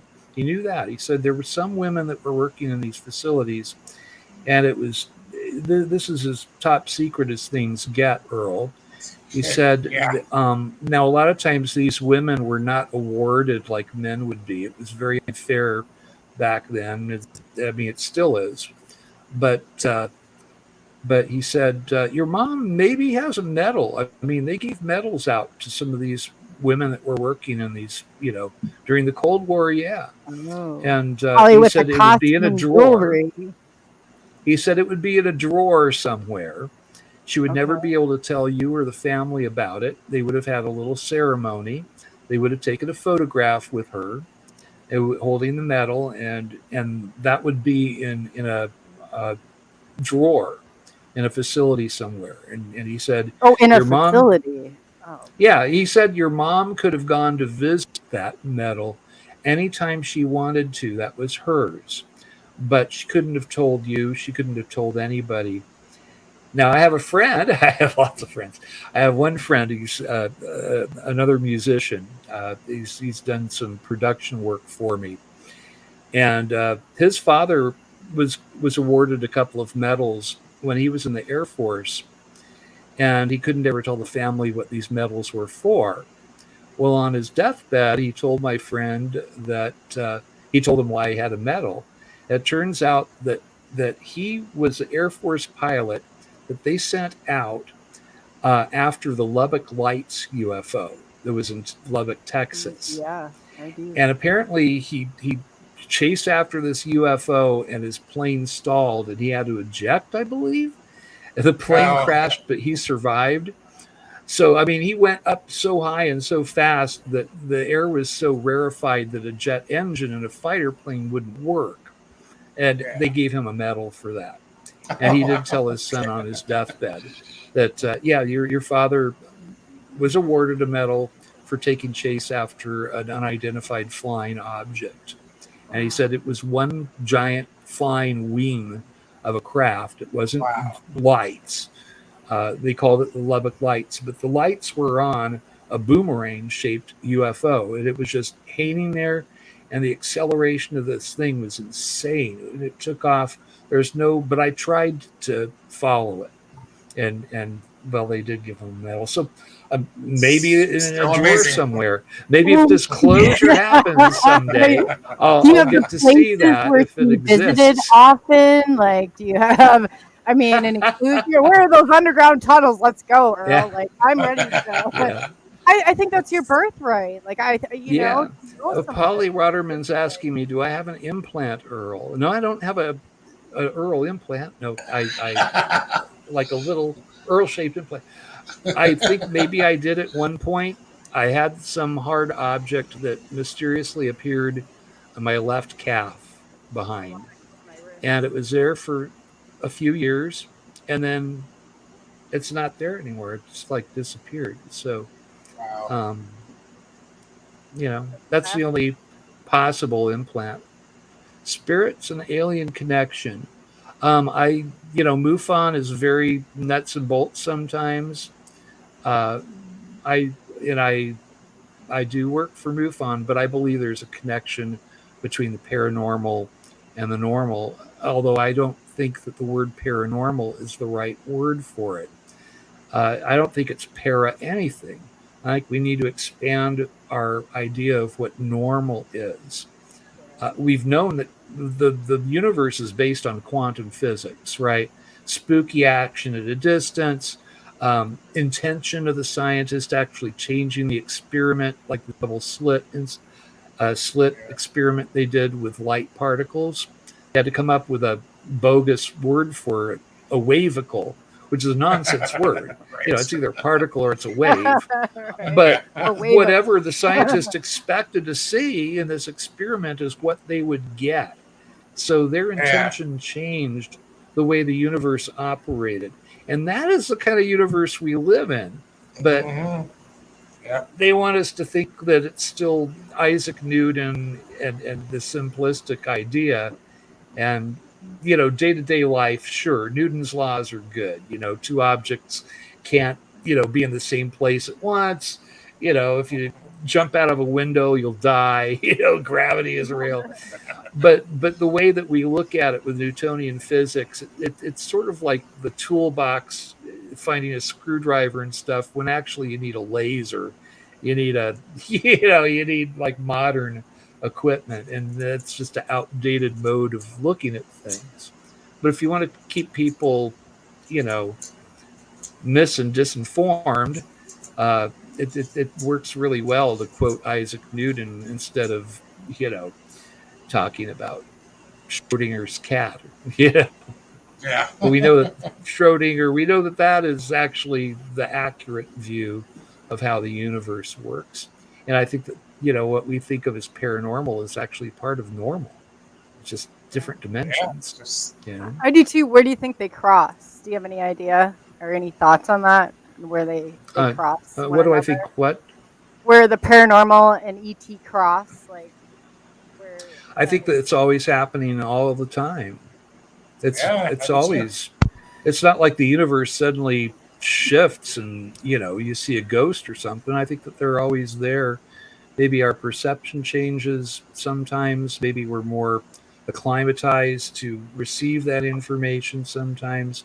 But I think it's always there. It's in tandem, and it's a part of, you know, I mean, it's science, but we just don't understand it yet. So, you know, 150 years ago, they didn't believe that rocks fell out of the sky. You know, they didn't think rocks fell out of the sky. And we know that there's such a thing as a meteor and a meteorite.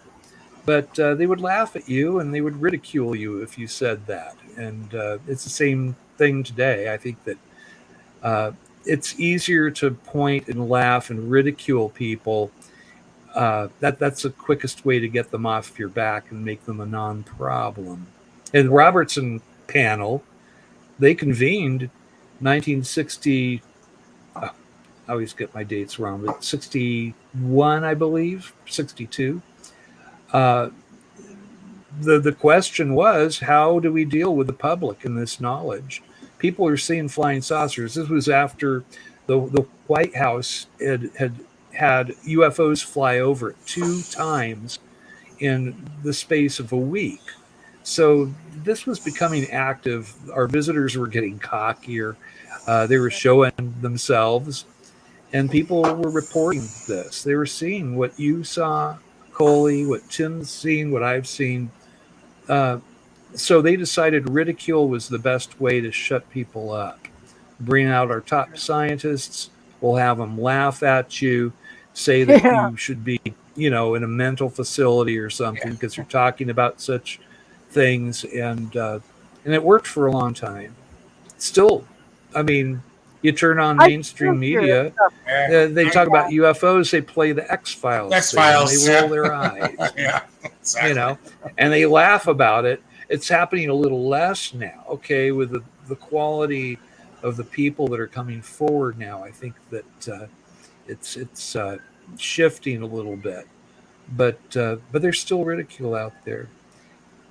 Polly is asking, what is disclosure for the aliens? I think we were talking about it earlier. I think that we, as a race, need to change a bit. That we need to be less violent, have less warlike natures. And how does that happen? I don't know. Raise your vibration. You know, meditation is one way to do that. Prayer is a way to do that. Get off the phone, you know, and have some alone time with yourself and the universe. And, you know, you can meditate, you can pray. There's all kinds of ways to do that. And maybe if enough of us do that, and we can change the path that humanity is on, this destructive, reprehensible path that we've been on, that we call history. Now maybe we'll be ready for them and ready to join this galactic community. I think it's probably out there. I think we're a long ways off. I don't think we are. I do, unfortunately. I mean, I keep working towards it. Yeah, I keep hoping for it too. Yeah, but people like us. There's more and more people like us. Yeah, there is. There's more and more people like us out there. Yeah, that's true. Thank God. Well, you guys, I'm probably gonna have to tap out of here pretty soon. We went a little over, but that's okay. I'm having a fun time with you guys. Definitely. Do you want to plug your book? Yes. Do you want to plug your book before? Well, I don't have it out yet, but I will. I'm writing a book that's going to be called the Gray Files, and cool. It's probably about half of the book. I've been writing a regular column for Outer Limits magazine, which is a British periodical. It's a UFO, very, very wonderful UFO periodical. And you can find it if you go Outer Limits magazine, UFO, and the information will come up for you on the Google machine, right? But I've been sharing a case. I got permission from MUFON, actually. I had to ask my, folks at headquarters, because this is important, and it's, MUFON's IP, right? But I was given the okay if I, redact the names of the witnesses, unless they want to be known. I have a couple of people that have come forward of their own accord. Then I can bring up names. But I redact names, I redact any information whereby somebody might be able to find out who these people are, because you don't want them to be pestered by officialdom or by pesky people, or, you have to remember that lives have been ruined through having persons' stories disclosed to the public. Betty and Barney Hill being case example number one. So, but I already do this, and I redact names and all that stuff. Okay. And I probably have a good, I figure, maybe a couple more cases in there, and then my personal anecdotes that you guys just heard will be the other half of the book. And my mom's story and my story. Awesome. And hopefully it's going to be out probably early next year, but it keeps getting pushed forward. I had a possibility of it being a TV series at first, and then I was like, okay, well, wait on the book, but now that's kind of on, we'll see what happens. It would be nice, but I'm going to go with the book first. So it is going to get out there. It'll be called The Gray Files. If you want to find me, I'm pretty easy to find. I'll even dox myself a little bit. If you want to get a hold of me personally, it's earlgrayanderson@gmail.com. It's that easy to get a hold of me. If you want to see my local MUFON group, go to socalmufon.com.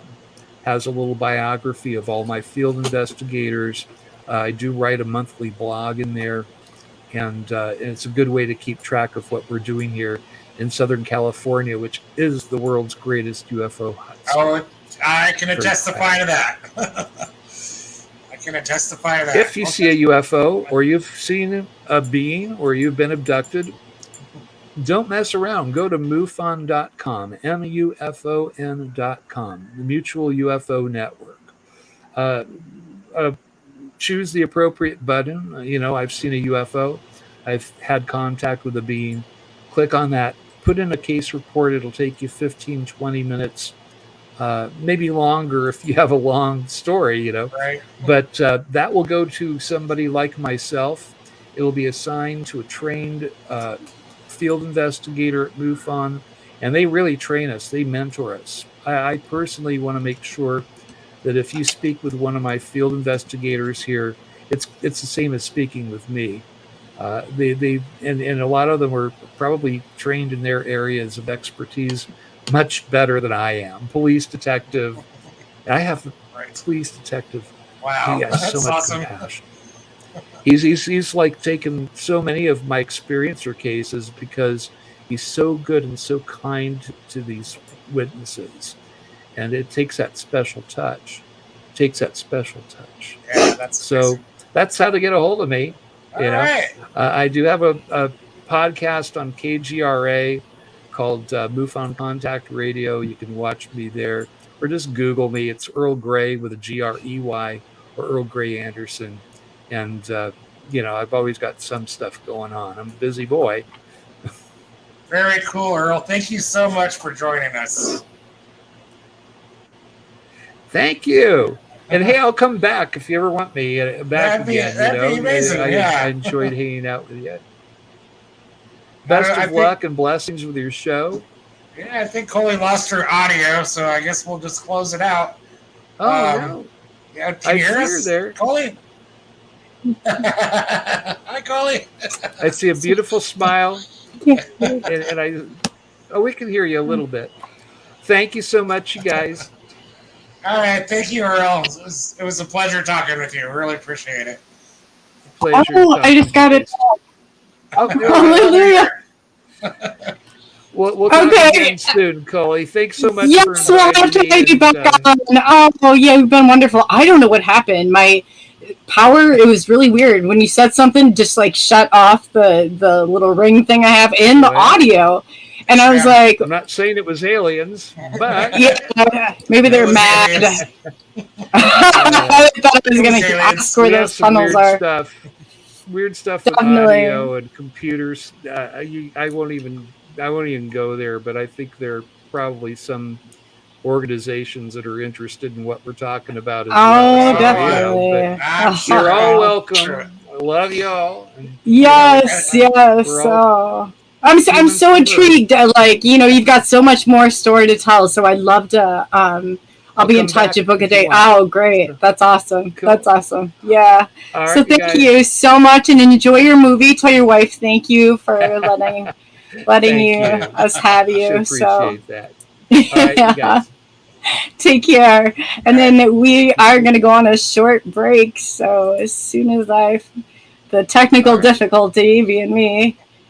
Yeah, it just takes me like just a couple seconds here, but no, I got this. I've got this. Oh boy, here we go.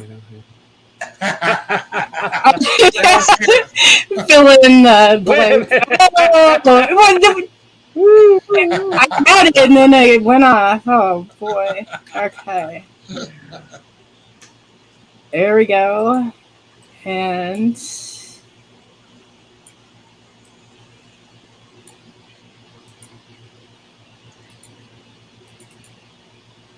Oh, let's do this.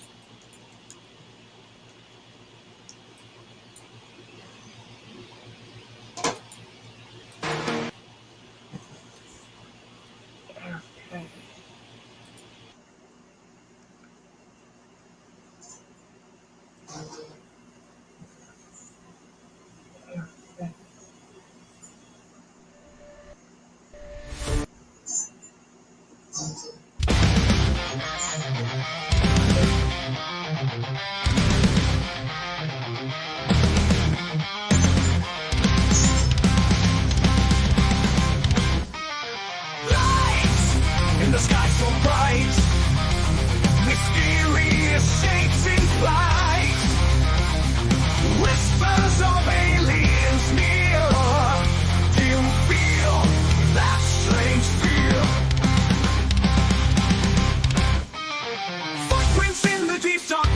Legends where mystery stood.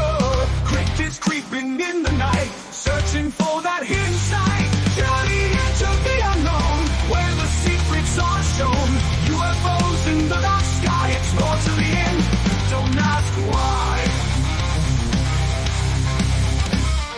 Paranormal tales unfold, ghostly figures icy cold. Shadows dance down haunted halls, their silence it loudly calls. Awful incidents abound, secrets buried in the ground. E.T. whispers in the air, hold your breath if you dare. Journey into the unknown, where the secrets are shown. UFOs in the dark sky, explore to the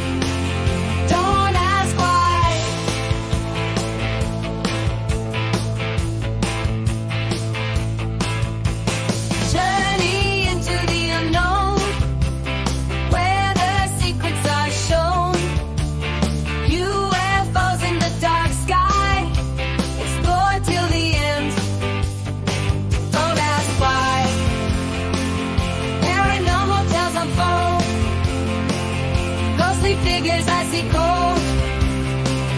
Shadows dance down haunted halls. There's silence in lovely calls.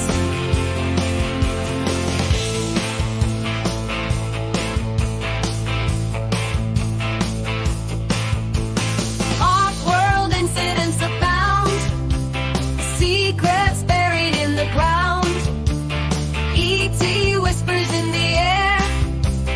Hold your breath if you dare. Journey into the unknown, where the secrets are shown. UFOs in the dark sky. Explore till the end. Don't ask why.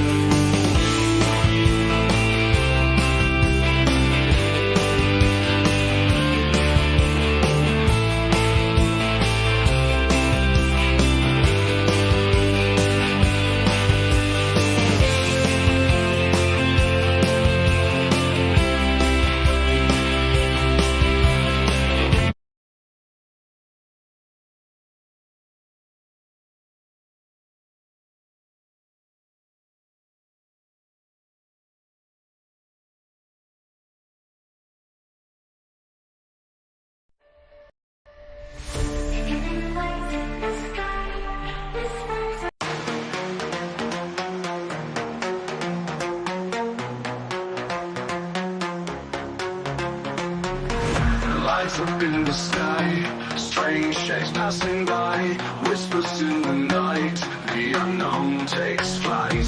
Aliens and dreams, paranormal streams, secrets in the mist, hidden truths persist. Tell me what's out there, secrets we can share.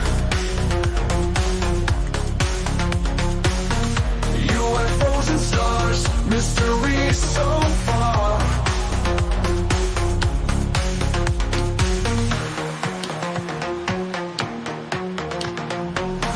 Cryptids in the woods, Sasquatch like it should. Echoes in the dark, leave a lasting mark. Experts leading way, truths they need to say.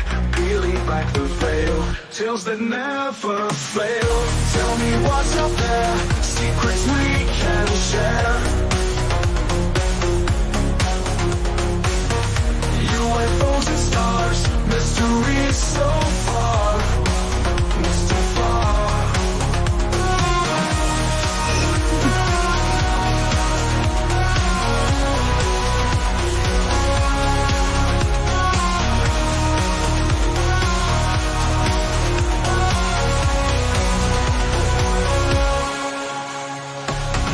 Cryptids in the woods, Sasquatch like it should. Echoes in the dark, leave a lasting mark. Cryptids in the woods, Sasquatch like it should. Echoes in the dark, leave a lasting mark. Cryptids in the woods, Sasquatch like it should. Echoes in the dark, leave a lasting mark. Cryptids in the woods, Sasquatch like it should. Echoes in the dark, leave a lasting mark. Cryptids in the way, truths they need to say. Peeling back the veil, tales that never fail. Cryptids in the woods, Sasquatch like it should. Echoes in the dark, leave a lasting mark.